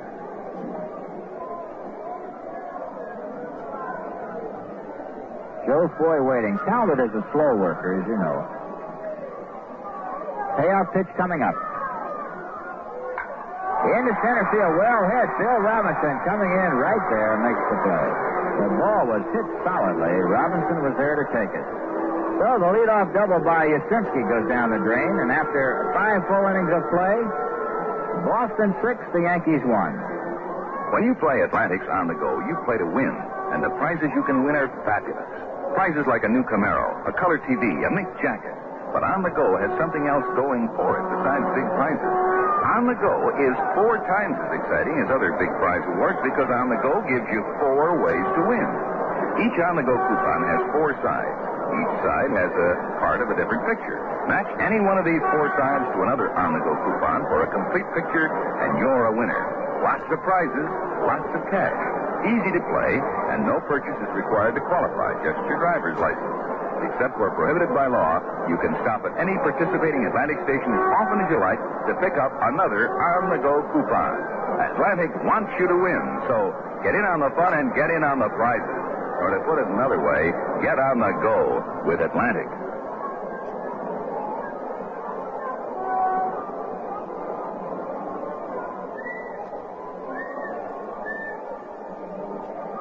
But, Jerry, you know, you brought up an interesting point about Yastrzemski, and it should be interesting on the last 2 days. It kind of parallels the great Ted Williams, except for a matter of 100 points. No, but what I mean was, remember the last day, Williams was over 400. They had a doubleheader at old Connie Mack Stadium when the A's were there, and they asked Williams if he wanted to sit it out to make sure he'd hit over 400, and Ted, the great athlete he is, said, no, let me play. I think he got something like 5 or 6 hits in the doubleheader. Now, Yastrzemski could be the same way in the last 2 days of the season, and I hope they play him, and I'm sure he'll want to. In other words, if he doesn't play on Sunday, he could wrap it up for sure. Right. Okay, well, watch but then that. There'd be a lot of comment about it, you know. Here's Roy White, who pushes one toward first. Ellsworth, he got him on a great play, and White says he didn't. Jake O'Donnell is being rushed by White and Whitey Ford. And I have never seen White this mad in all of his baseball games. Boy, he's hot. Well, Jerry, I tell you, if he would have been tagged, he'd have felt it. And I thought it was up to Honeychick to call that play. O'Donnell was pretty well blocked out, it seemed to me, to see if Ellsworth tagged him or not. Roy White is 1 for 2, and, you know, Roy is battling to get over 270, and there's a lot of difference between 269 and 270. Only 1 point, but it sounds different. It's like 299 and 300. That's right. So Roy was upset. He was really visibly moved by that one. First time I've seen him that mad. Here's Bill Robinson. Takes a curve inside, ball 1. It was a fine play by Ellsworth getting to the ball and even making it close. Of course, we couldn't tell whether he was tagged or not, but White obviously did not feel anything, and he was jumping mad. Robbie fouls one to Frank Crissetti at third. On the short hop, he's got it. You know, we got a lot of old ex-infielders around tonight, starting way back with Jumpin' Joe Dugan, the old Yankee third baseman, Eddie Pellegrini on our right, Johnny Pesky, Jerry Coleman, Phil Rizzuto. Over some more. Huh? Robbie now has one. It's a 2-ball, 1-strike count. 1 out. Yankees are trailing 6-1. We're in the 6th inning. Bill fouls this back. 2 balls, 2 strikes. Robinson is 0 for 2. Bounce to short. Line to right. Bill came into the game at 236. 6 home runs, 37 RBIs. Right-handed batter facing the left-hand pitcher, Ellsworth. The next one on the way. Robbie fouls this one, and Frank very wisely at third base decides to let the fans have a shot at this one. That had a little more mustard on it. Count holds 2 balls and 2 strikes. Costco on deck. Robinson waiting. Ellsworth delivers. Left field. Yastrzemski coming on. He makes it a one-handed play. Again, Bill Robinson hit the ball sharply, and only in this ballpark would he have been out because of the shallow depth of the left fielder, Carl Yastrzemski.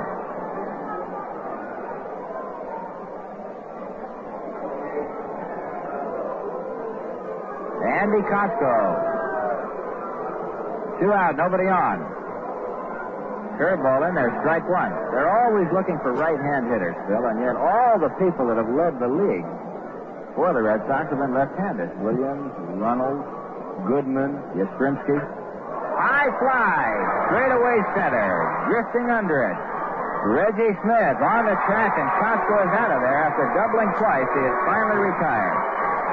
3 up and 3 down. The score after 5.5.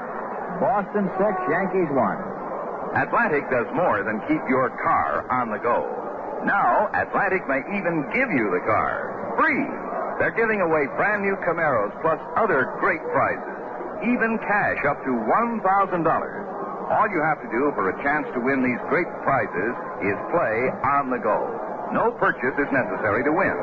Except where prohibited by law, any licensed driver can pick up an on-the-go coupon each time he visits a participating Atlantic station. And every coupon gives you not one, but 4 ways to win. If only one side of your coupon matches the picture on another coupon, you're a winner. That's why On the Go is different.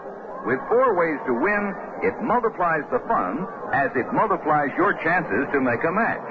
So what'll it be for you? A new Camaro, a colored TV, a mink jacket, or one of the thousands of other valuable prizes? Play On the Go and see at any participating Atlantic station. Well, as you know, the Yankees trailing right now by 5, and as Jerry told you, it'll be a big ball game with Minnesota at Oakland. Because should Oakland win, they will be in a flat-footed tie with the Yankees. Each one having 181 and lost 79, and each team with 2 games to play. And at 5th place is a big difference between finishing 5th and 6th. That's the difference in money or no money, and a lot of prestige to go with it. Here's Petroselli. He has been tough for the Yankee infield tonight. He's been up twice, and both times errors have ensued on his at-bats. He fouls one back in the stands, strike 1. Fresh made an error in the 2nd inning, and Petroselli scored. And then in the 4th inning, he grounded a ball to Cox, who made a spectacular catch, but Bobby threw it away. And that was the 2nd error. Yankees, 1 run, 7 hits, 2 errors. Boston, 6 runs, 8 hits, and no errors. Petroselli pops this one up where somebody can get to it. Horace Park looks like the man. He's coming in near the mound, under it, makes the play. 1 away. Now Russ Gibson. Gibson, the catcher, flied to right and bounced to short. Boston 6, the Yankees 1. Stottlemyre tomorrow, Bonson on Sunday. The Yankees going with their 2 best. Mel shooting for his 22nd win.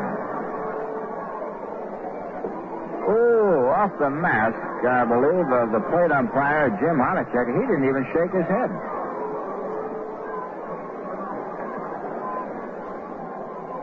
Strike 1.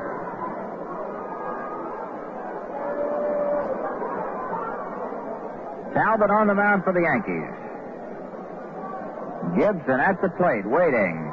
Fred fires a curve that is low and outside, 1-1.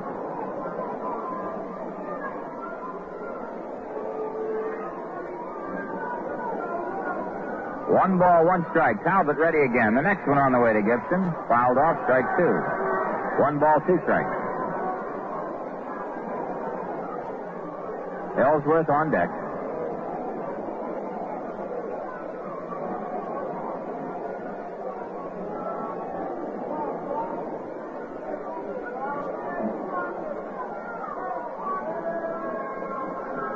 Talbot again to Gibson.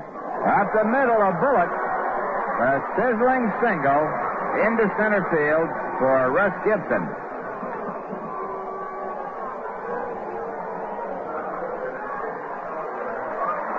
Dick Ellsworth getting a fine hand. It's the 4th hit off Talbot. The 9th for the Red Sox. Ellsworth getting a big hand. He's 1 for 1 with 2 RBIs. He got a big single in the 4th inning with runners at 2nd and 3rd. Foy and Petroselli both scoring on the single. 1 away. Ellsworth squares and pops a bunt back out of play. Cox and Mantle smothering Ellsworth. Talbot coming in. It'll be tough to get the runner Gibson over, who's not a fast man. Unless Ellsworth should switch right now and try to go swinging away. But the way they're charging him, he'll have a tough time unless he lays down an absolutely perfect bunt to get Gibson to second base. Here they come again. Ellsworth squares, misses a bunt, and the run was on and safe at second base is Russ Gibson. The hit and run was on an attempted bunt. And Gibson gets his first stolen base, and I believe Frank Fernandez was caught a little flat-footed on that one. Absolutely. He never expected Gibson to be running, and gets a pretty good play with a slow runner. Got the bunt and run on.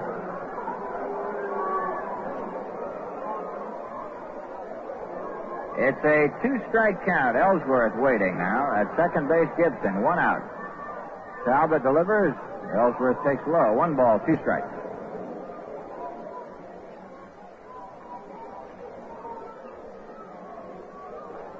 Last half of the 6th inning.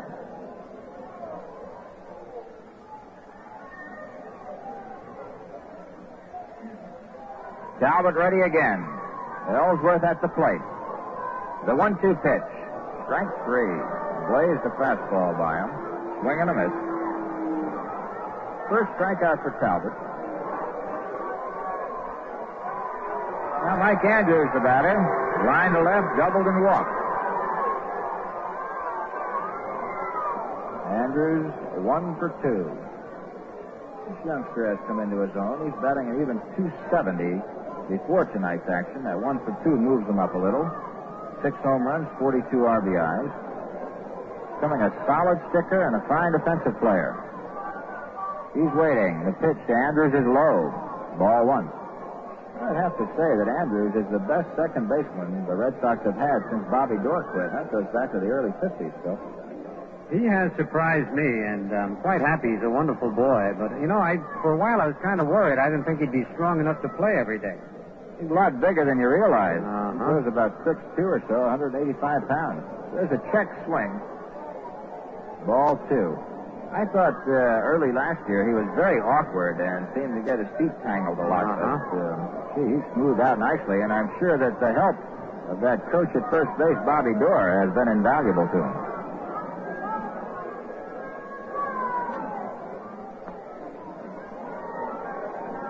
Two balls, no strikes. Andrews waiting at second base. Gibson. High and tight. Andrews almost going down. 3-0.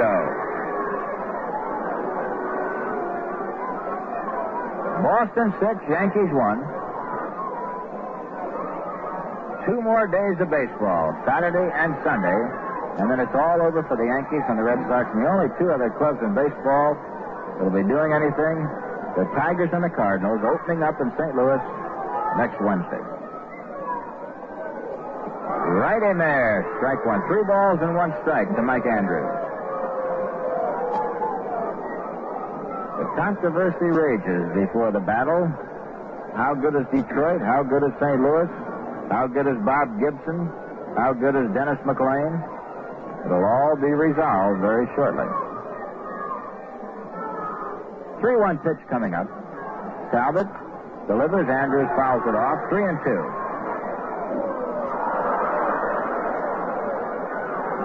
Indians leading the Orioles 1-0. They're in the 9th inning. That's the final game of the year.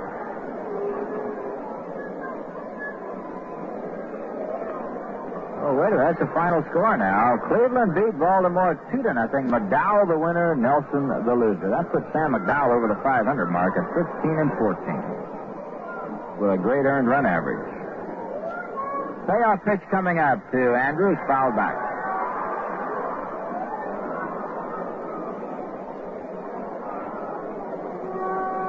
That means that if the Red Sox win tonight, they still have to win another one to clinch 3rd place. Cleveland will miss one of its 162 games. They're rained out and they can't make it up. So they have played a 161 game schedule this year. Talbot again to Andrews. Hit to left field. If it's fair, it's gone. And there it goes. A home run for Mike Andrews.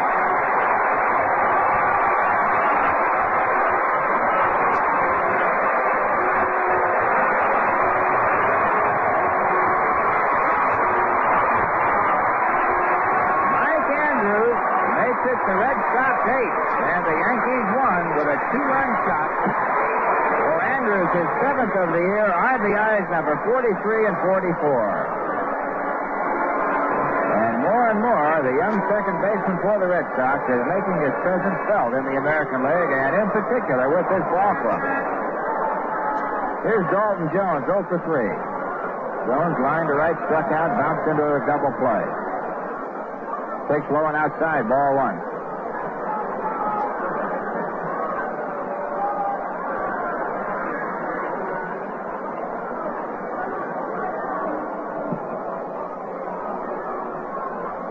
Ball one. Jones waiting from the left side. Talbot delivers. 2-0.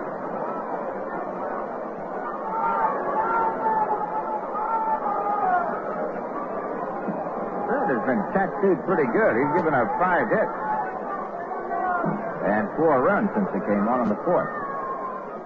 Jones takes inside, 3-0.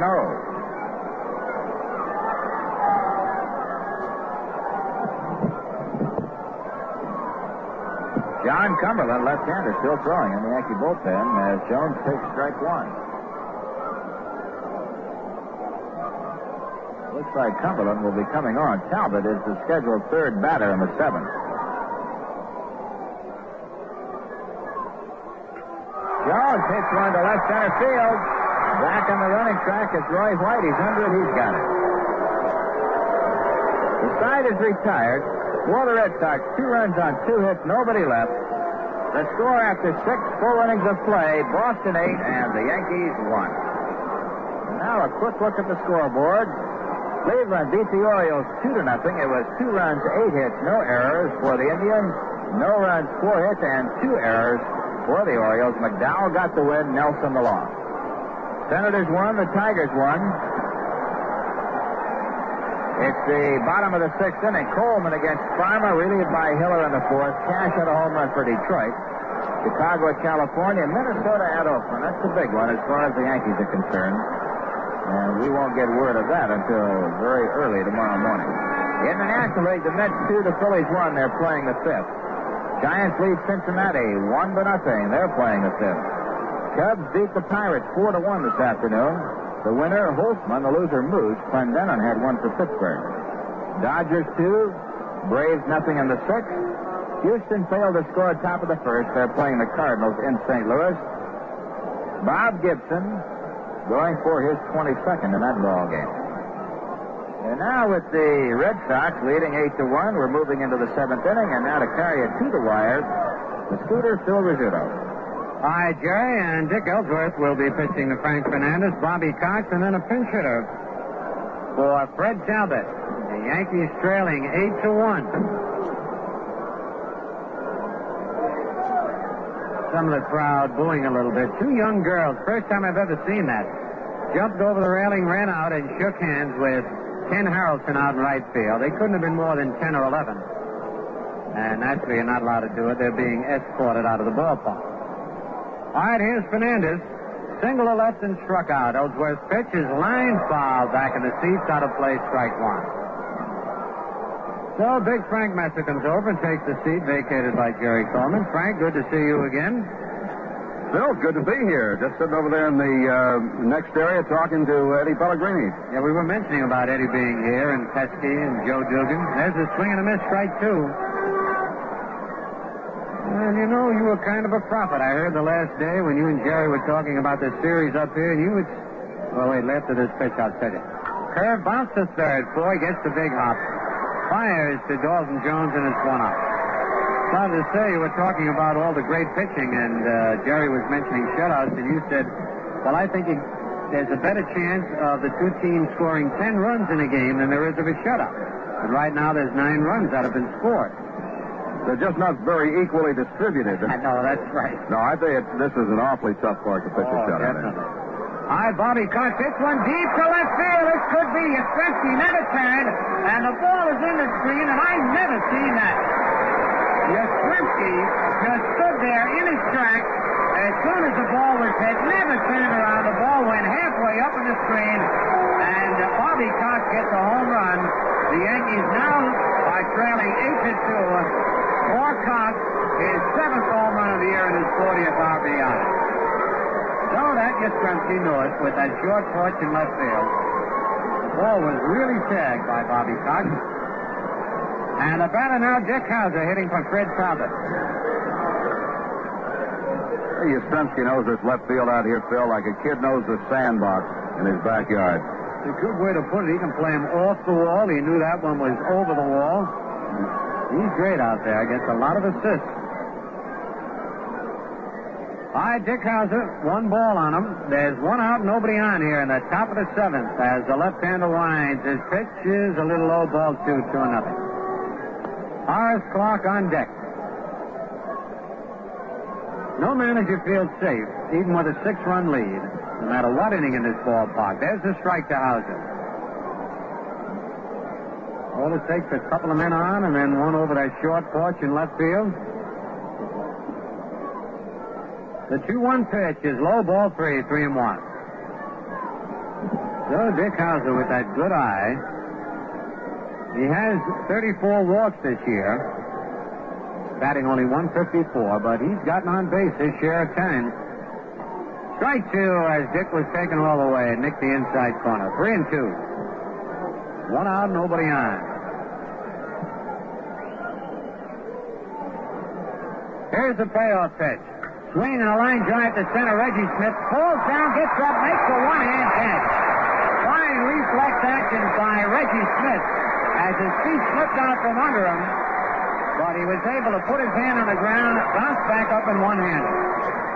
And right now on Yankee Baseball, we pause for station identification. This is Jerry Ducey. Stay tuned tonight following Yankee Baseball for my Nightline show here on WGY Schenectady.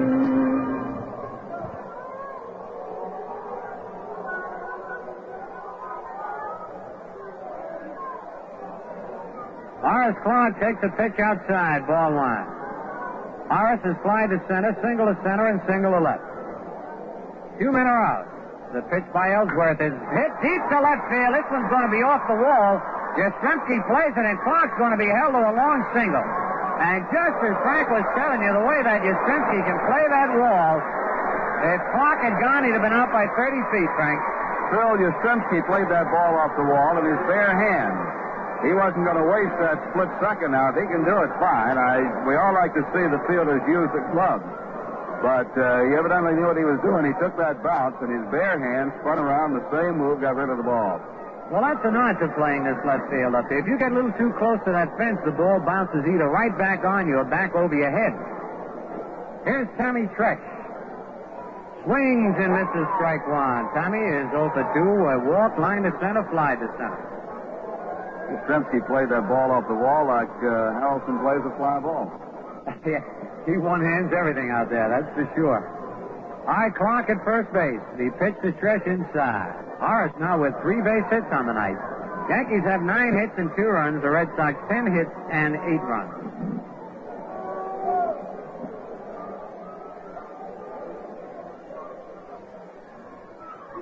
There's a foul to the left of the Yankee dugout. 1 ball, 2 strikes.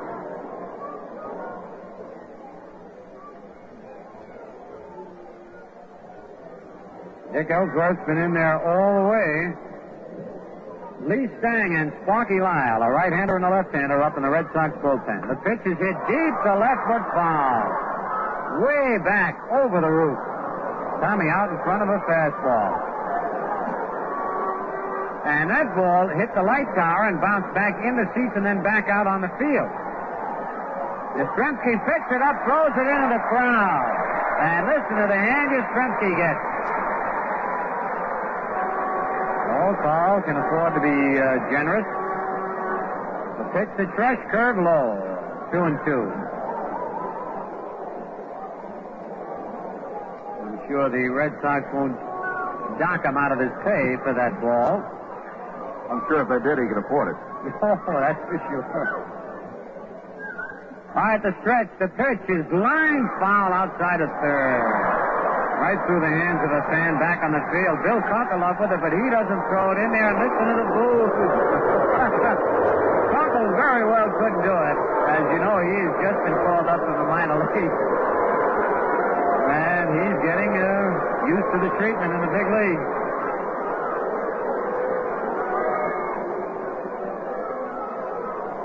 All right, Ellsworth ready. The pitch is hit off the hands and high in the air, digging hard, and nobody can get it. Boy and Russ gets it. And a youngster reached over and picked that one up off the ground. A little foul ball right off the fist that neither Joey Foy nor Russ Gibson could get to. So a break for Tommy Trex. It's 2 balls, 2 strikes, 2 outs. 8-2. The Red Sox are leading. We're in the top of the 7th.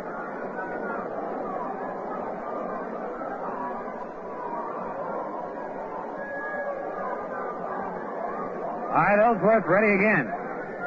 His pitch, ground ball in the hole, base hit to left field for Trex.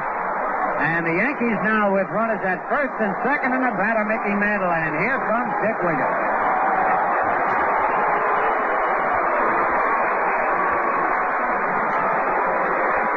And it's Darrell Johnson, the pitching coach, coming out. So it looks like there will be no change at this moment. Usually when the pitching coach comes out, he talks to the pitcher, gives the relief pitchers a little more time to warm up, and then, of course, I'm wrong again. We're going to have a new pitcher, which is what usually happens when a pitching coach goes out there, Frank. You got to say, Phil, Dick Williams is one manager who last year very often, I know, did it the other way around. He would send Sal Magley out when he wanted a pitching change made. And there was no possible argument on the part of the pitcher then because, all Magley could say was, look, the guys in the dugout, go talk to him, and by then the new pitcher's in. Uh-huh. So we're going to have Lee Stang, right-hander, coming on to pitch right now. Dick Ellsworth goes 6 2/3 innings. He has allowed only 2 runs, even though the Yankees have 10 hits against him. And Lee Stang coming on. Well, while the pitching change is made, said a moment ago, I was sitting over there talking to Eddie Pellegrini.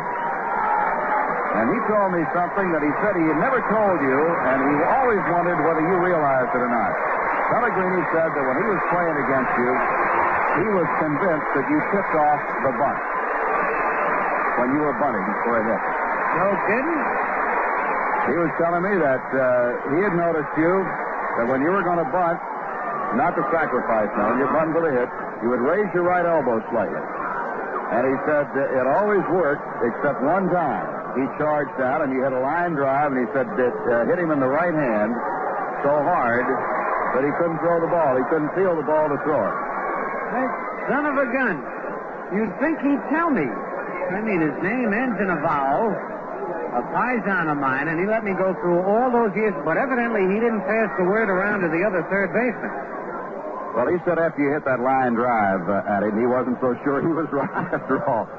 But he did. He said that he was convinced that there was a little motion of yours, just a little twitch up with the right elbow. You know, unless somebody tells you, you can go through your whole career doing something, tipping off bunt, as you just said, or pitcher tipping off a curveball, as a lot of them do, with just a little extra motion that he does. And if nobody tells you, you're not aware of it. It was real interesting to talk. Incidentally, talking about Ed Pellegrini, I'm sure a lot of folks through his playing days in the major leagues, a lot of folks probably know him and are interested in what he's doing. He coaches in the spring at Boston College here, and he's also in the real estate business. Well, the crowd reacting a little differently now because the latest one to run on the field was a girl. Looked like, I didn't have the glasses on, looked like she was about, maybe 12, 13, 14 years old. She wanted to shake hands with Harrelson. Well, I tell you, that Harrelson, he's the only outfielder or ball player who draws the female out there. A lot of kids run out, the Mantle and other ball players. All right, here's Mickey Mantle batting left-handed for the first time tonight. Runners at first and second, 2 outs. The pitch by Lee Stang hit high in the air to shallow left field. Yastrzemski moves in under it. He's there, makes the catch. So on one pitch, Stang gets out of it. But the Yankees pick up a run on 3 base hits. No errors and 2 men left. And at the end of 6 1/2 innings, it's the Red Sox 8, the Yankees 2. Here's baseball's favorite feathery fan, the White Owl girl. Hi, Joe. And you're at every ball game. You must really love the ball players. Well, I prefer the ones who smoke White Owl. Like him, over there in the bullpen warming up. Good man. Saved over a dozen games last year. He can play on my team anytime. He knows how to take life big. Prefers the satisfying White Owl New Yorker. The big cigar for the big moment. But he smokes them even when he doesn't win. There's more to life than baseball, Joe. Like what? Like knowing how to look good off the playing field. A White Owl does that for a man. Take the tall, slim White Owl Ranger. I do. Just great. The right shape, the right taste.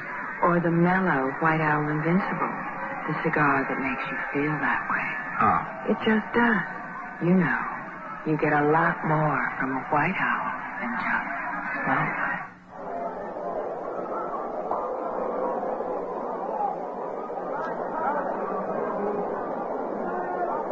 Have an opportunity to pitch for the Yankees. And crowd here taking their seventh inning stretch. John Cumberland, who won 10 and lost 7 at Syracuse.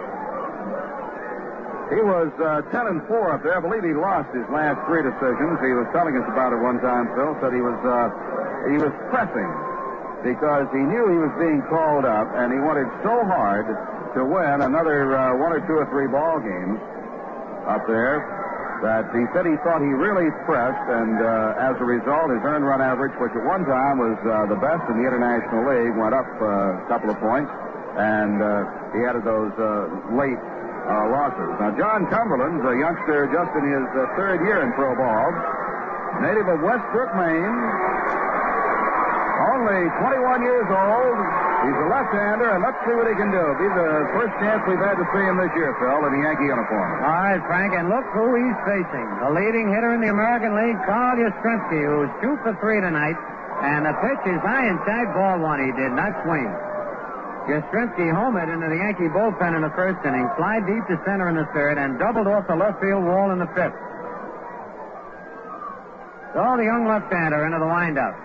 Pitch to Yaz, a foul off the end of the bat. It looked like Yaz lost that ball as he had swung around trying to pull it. It bounced down the third baseline foul. 1-1.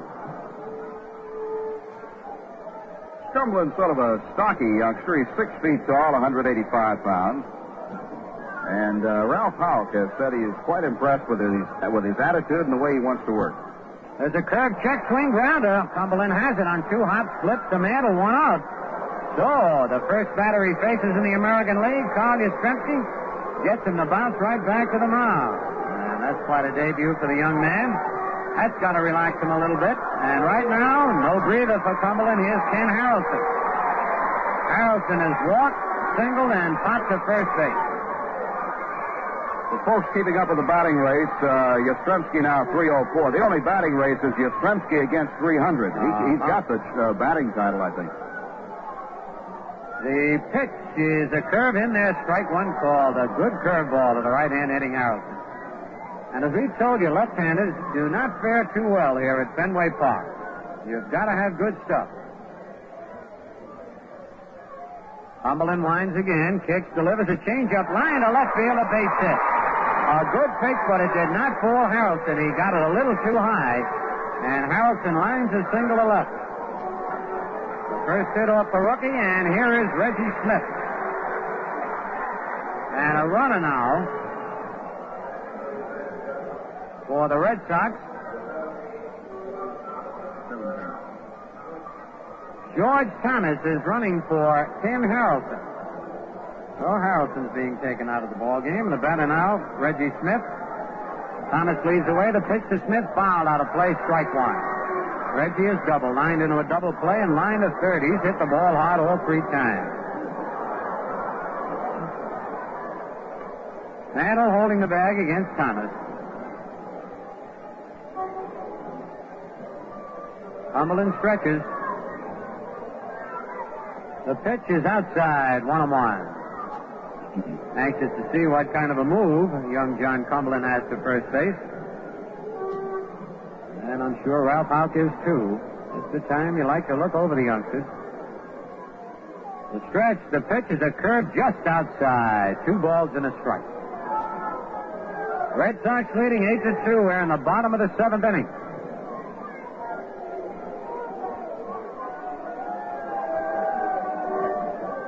On deck, Joey Ford. Here's the stretch. It's deep to left field. This one is gone. I believe in the screen, a home run for Reggie Smith. A high, towering fly that just did clear the Green Monster and up on the screen. A two-run homer for Reggie Smith. And the Red Sox now lead 10-2 here in the bottom of the seventh inning. For Reggie Smith, his 15th home run, and he now has 67 runs batted in. Here's Joey Foy, singled, walked, and lined to center. Pitch to Foy, a curve high, ball one. So John Cumberland, in his first game in the big leagues, had some rough batters to face. Got by the toughest one, Yastrzemski, but couldn't get by Harrelson or Smith. There's a pitch low, ball 2-0. Got to be a disappointing feeling for the young left-hander. In Yankee Stadium, that would have been a big can of corn, that high fly ball by Reggie Smith. But it's where you play the game. High with a fastball, 3-0.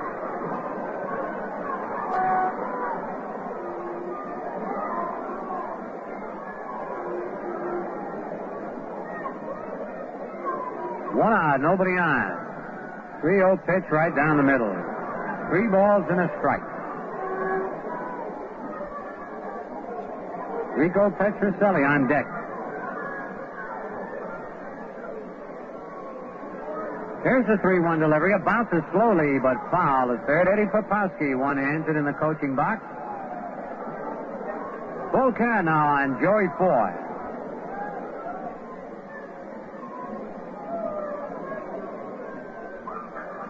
Red Sox 10, Yankees 2. We're in the bottom of the seventh inning. Payoff pitch, bounce to third. Cox has the big hop. Fires to Mickey in time. 2 away. And the batter now, Rico Petrocelli. Rico reached on an error, singled, and popped to second. Rico has had his share of arm miseries this year.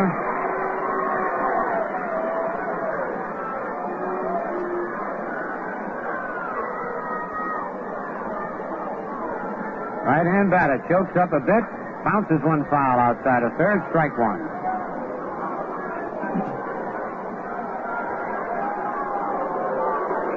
And Bill Kunkel getting booed again, picking up the foul. Of course, he didn't throw it into the stand.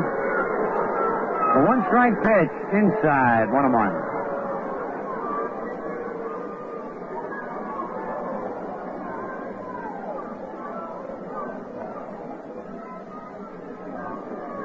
Russ Gibson on deck. Cumberland's 1-1 pitch is popped up to the right side. Horace Clark on the edge of the outfield grass is there. And he's got it. But the Red Sox come up with 2 runs on 2 hits. No errors and nobody left. And at the end of 7 full innings, it's the Red Sox 10, the Yankees 2. Imagine yourself the proud owner of a sporty new Camaro, or a luxurious mink jacket, or a color TV. Imagining won't do it, but playing might. Playing Atlantic's On the Go might just make your dreams come true. As you probably know by now, Atlantic is giving away lots of great prizes and cash, including Camaros, mink jackets, color TVs, Polaroid cameras, even cash up to $1,000. Just drive in at any participating Atlantic station and pick up a free On the Go coupon. No purchase is necessary. Pick up another coupon each time you stop by. Any licensed driver can play, except where prohibited by law. Just match any one of the 4 sides to another on-the-go coupon and claim your prize. But remember, the more coupons you collect, the more chances you have to take home a new Camaro, $1,000 in cash, or one of the other big prizes. So start collecting coupons now and be a winner playing on the go at your participating Atlantic station.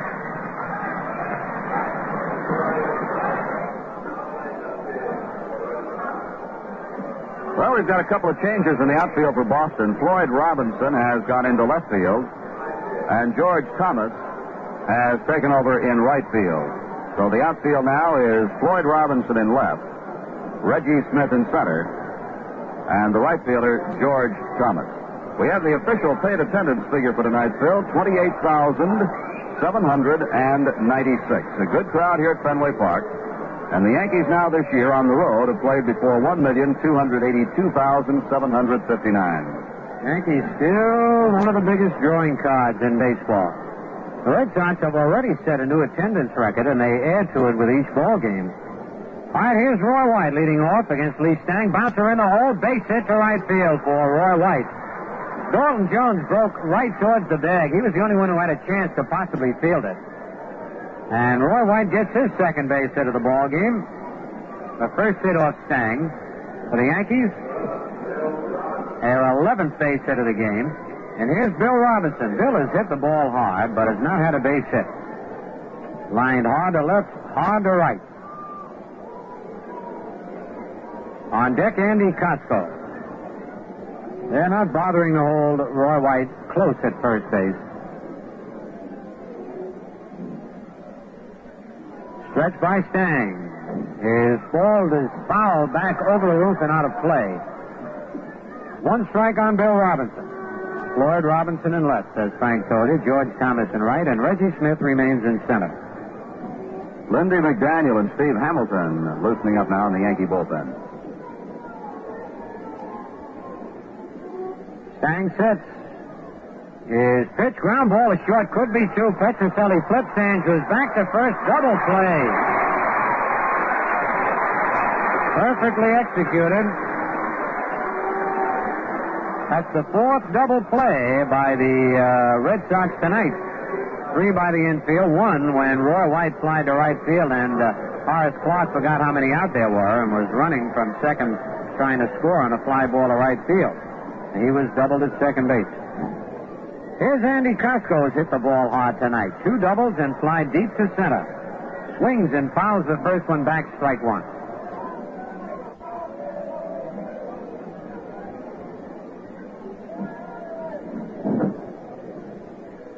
Andy wants the rosin bag from Frank Fernandez. We're in the top of the 8th. The Red Sox lead 10-2.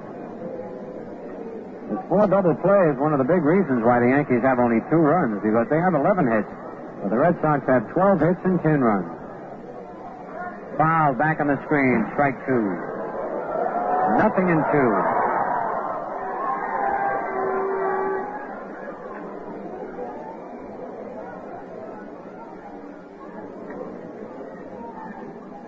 Lee Stang in relief of Dick Ellsworth.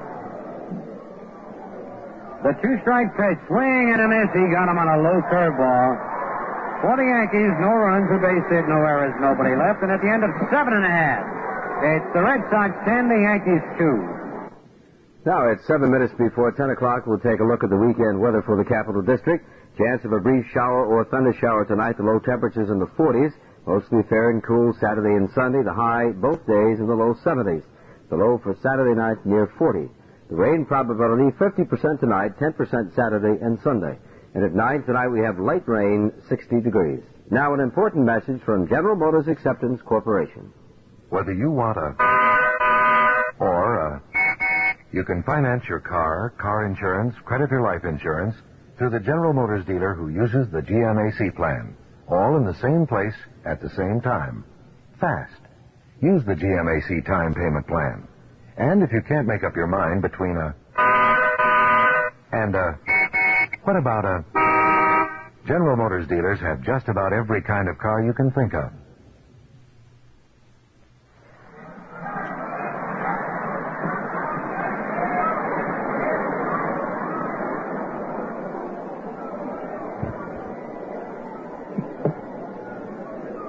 Well, looking out there, Yankees have Ruben Amaro over at first base.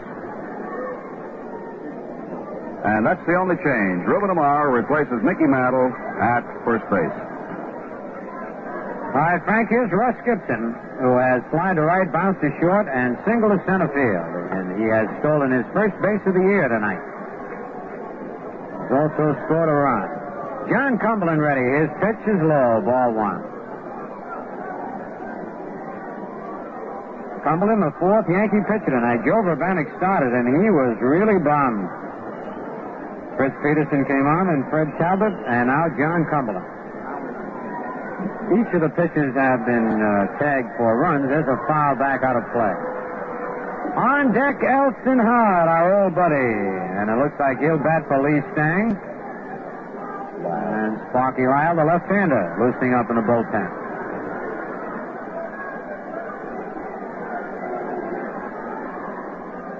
Cumberland's curve is high. 2 balls and a strike.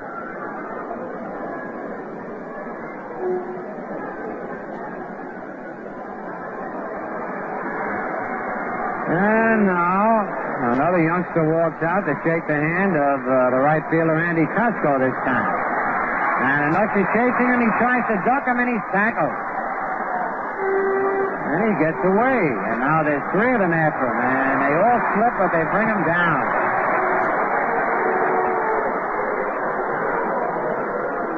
Well, there's been quite a bit of that going on tonight. This first time with any of the Yankee players on the field.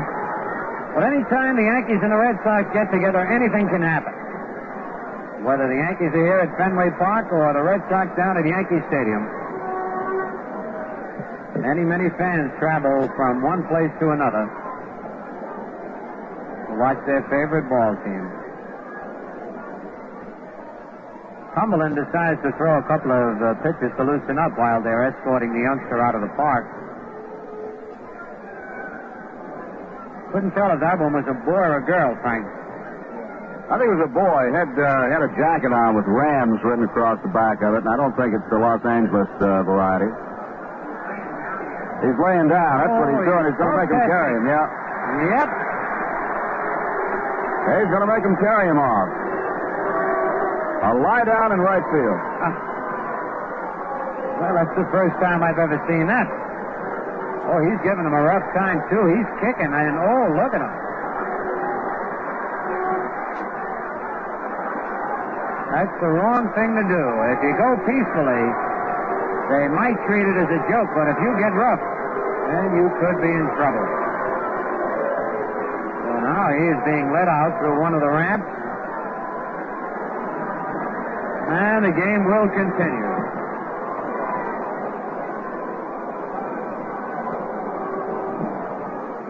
So Russ gets him with a count of 2 balls and 1 strike on him. Nobody out, nobody on in the bottom of the 8th, and the Red Sox leading 10-2. Cumberland's pitch is over. Strike call 2-2.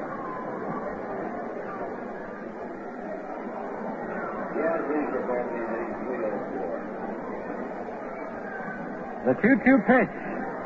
Curve in there, strike 3 called, and Cumberland gets his first big league strikeout. And here is Elston Howard. Well, he gets a nice hand. And they're starting to stand up now for Ellie. Quite a tribute to Elston Howard.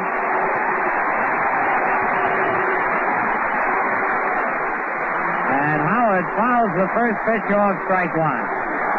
It was suggested, Phil, in the paper here today by one of the columnists that if Howard should make an appearance, he deserved a standing ovation.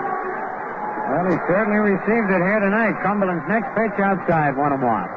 The basis being that this could be the last time Elston Howard will ever come to bat in the major leagues. Nobody knows. And it was a very nice story going back to his years, his 9 pennant-winning years with the Yankees and last year here. There's a bouncer off home plate. Cumberland loses his hat, gets the ball. Throws to first, and Howard is out of there. And Ellie gets another hand, tips his hat as he goes in the dugout. Ellie, by the way, was batting .243 on the year.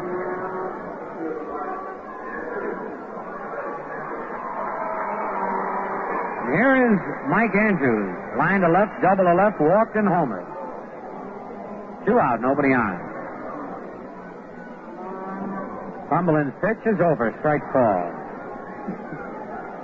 2 out.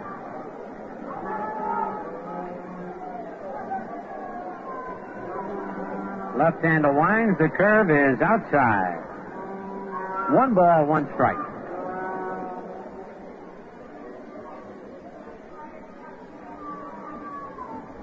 On deck, Dalton Jones. The 1-1 curve is a little bit low. 2 balls and a strike.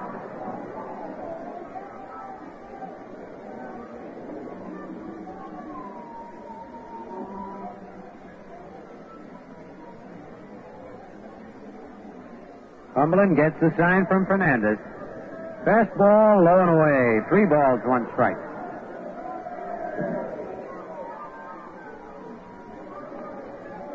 Red Sox 10, Yankees 2 here in the bottom of the 8th. The pitch is line foul outside of third, kicked off the wall out into short left field. And right now on Yankee baseball, we pause for station identification. Tonight, following Yankee baseball, join me, Jerry Ducey, on my telephone talk show Nightline here on WGY's Schenectady.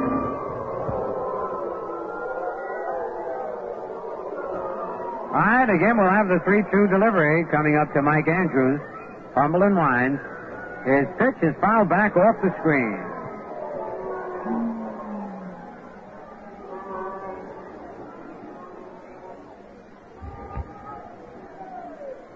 So Cumberland with a new ball has to do it all over again. He has good control for a left-hander. Again, a 3-2 pitch. Curve foul tipped in and out of the glove of Fernandez.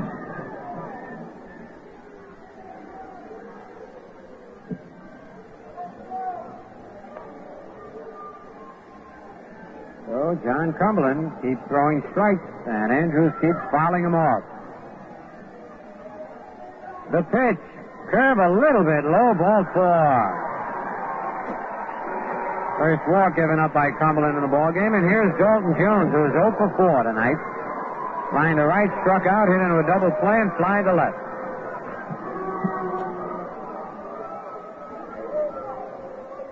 Ruben Amaro holds Andrews at first. Cumberland's pitch, swinging a foul back, strike 1. Right off the mask of the plate umpire, Jim Hunachek. That must have been a strange sight, Frank. I was listening the foul ball that broke the mask of Bill Kunkel. Ripped the strap, took the mask right off his face, off his head. Didn't get cut up a little bit, did he? No, very lucky. Right. All right, Andrews leads away. His curve is high, 1-1. Broke the strap, not one of the bars. And just, the strap of the mask. The force of the foul broke the strap and just flipped the whole thing right off his head. All right, ready for the 1-1 pitch. Fastball popped in the air, shallow left field. Could be trouble. Tresh digging hard and drops it, a fair ball. Through to second, and it gets by Clark. A run scores. Here's Andrews going to third. Andrews scoring and going to third, Dalton Jones. And they're allowing Jones to score. Bill Kunkel says Jones scores. A weird play, and let's see how they score that. A long run by Tommy Tresh. He dropped the ball in fair territory. He tried to throw to second. The ball got by Clark. Andrews scored. And then Dalton Jones came all the way around and scored. How'd they score that, Frank? Well, it's going to be a double and an error, and let's see. An error will be charged to Tresh on the throw. No error on his dropping the ball after the long run. They credit a double, an error on the throw, and when the ball got through and rolled over toward the seats where it was picked up, plate umpire Jim Honachek said Jones should be allowed to score and not be held at third.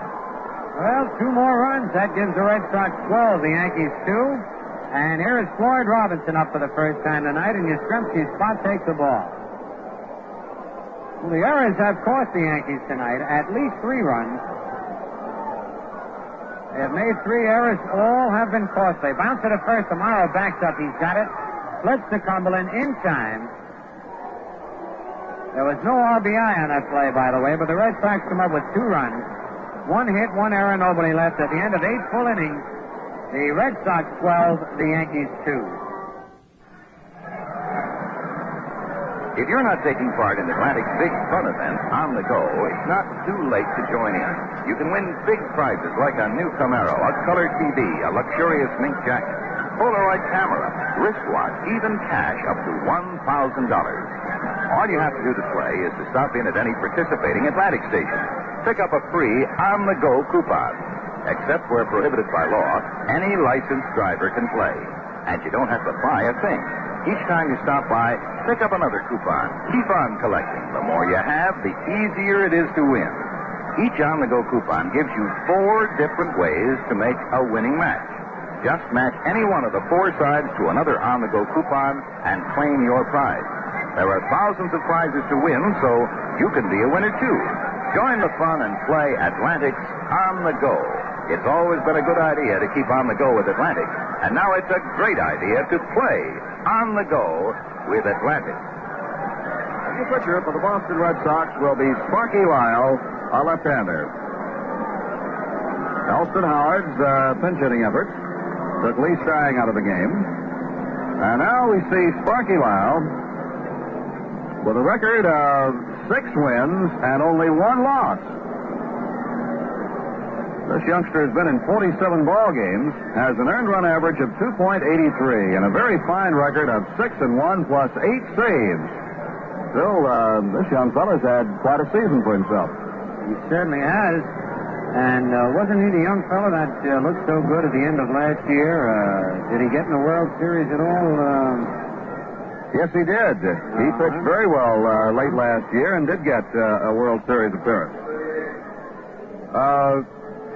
In case folks are joining us for the first time and are wondering about that other ball game down in Baltimore, Cleveland shut out the Orioles 2-0 behind Sam McDowell on a 4-hitter. Washington leads Detroit 3-1 at the end of 7, and the West Coast game's not yet underway. Strange thing, both Baltimore and Cleveland have concluded their season's play. They have Saturday and Sunday off. Fernandez bounces one in the hole off Floyd's glove in the left field for a base hit. Frank Fernandez gets his second base hit of the ball game. Joey Foy, going far to his left, had the ball hit off the tip of his glove, bounced over Petrocelli's head in the left field. So on the first pitch by Sparky Lyle, Fernandez gets a base hit. And Bobby Cox the batter. And on deck, Charlie Smith, who will bat for the pitcher, John Cumberland. Bobby Cox is 2 for 3, a single and a home run, high and deep on the screen in left field. Bobby also hit into a double play his first time up. Red Sox leading 12-2, top of the 9th inning. The pitch by Lyle is inside ball 1, and Sparky thought he had the inside corner on that one.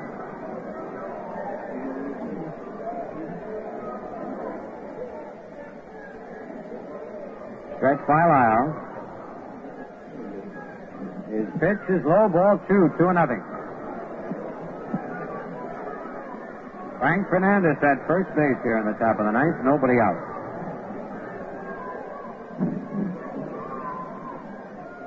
Lyle ready.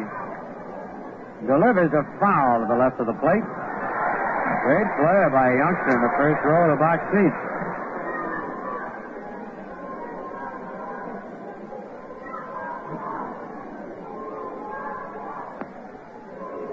Lyle ready. His pitch is low. 3 balls and 1 strike.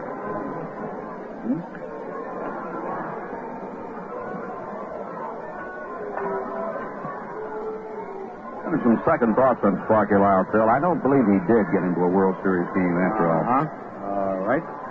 There's a pitch low, ball 4. And so Cox goes to first, Fernandez to second. There is nobody out. And Charlie Smith batting for John Cumberland.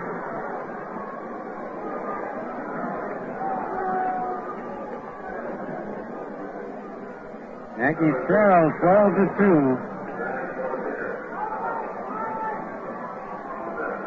Charlie batting .232 on the year.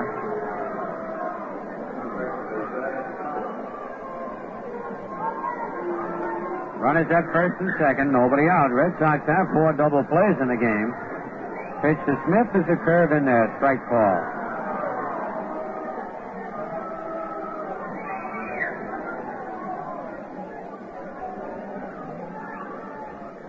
On deck, Horace Clark. Lyle's pitch, a bounce to third base, but foul. Joey Foy in back of the bag up with it. 0-2. Yankees have 12 hits, but only 2 runs. Red Sox have 13 hits and 12 runs.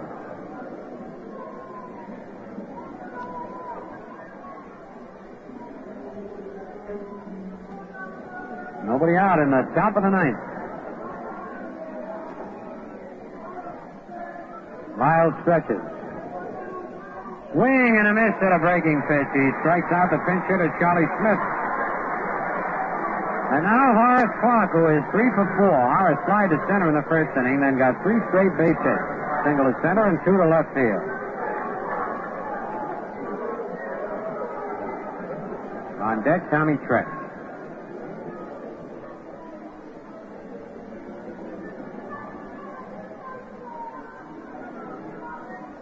Left-hander, Sparky Lyle. Checks Fernandez at second. His pitch is a check swing and it's low, ball 1.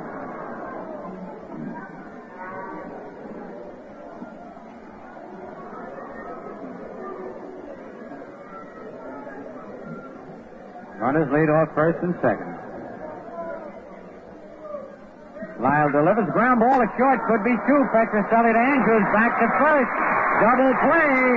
The 5th double play of the ball game for the Red Sox. And for the Yankees, no runs, a base hit, no errors, 1 man left. The ball game is over, and the final score, the Red Sox 12, the Yankees 2.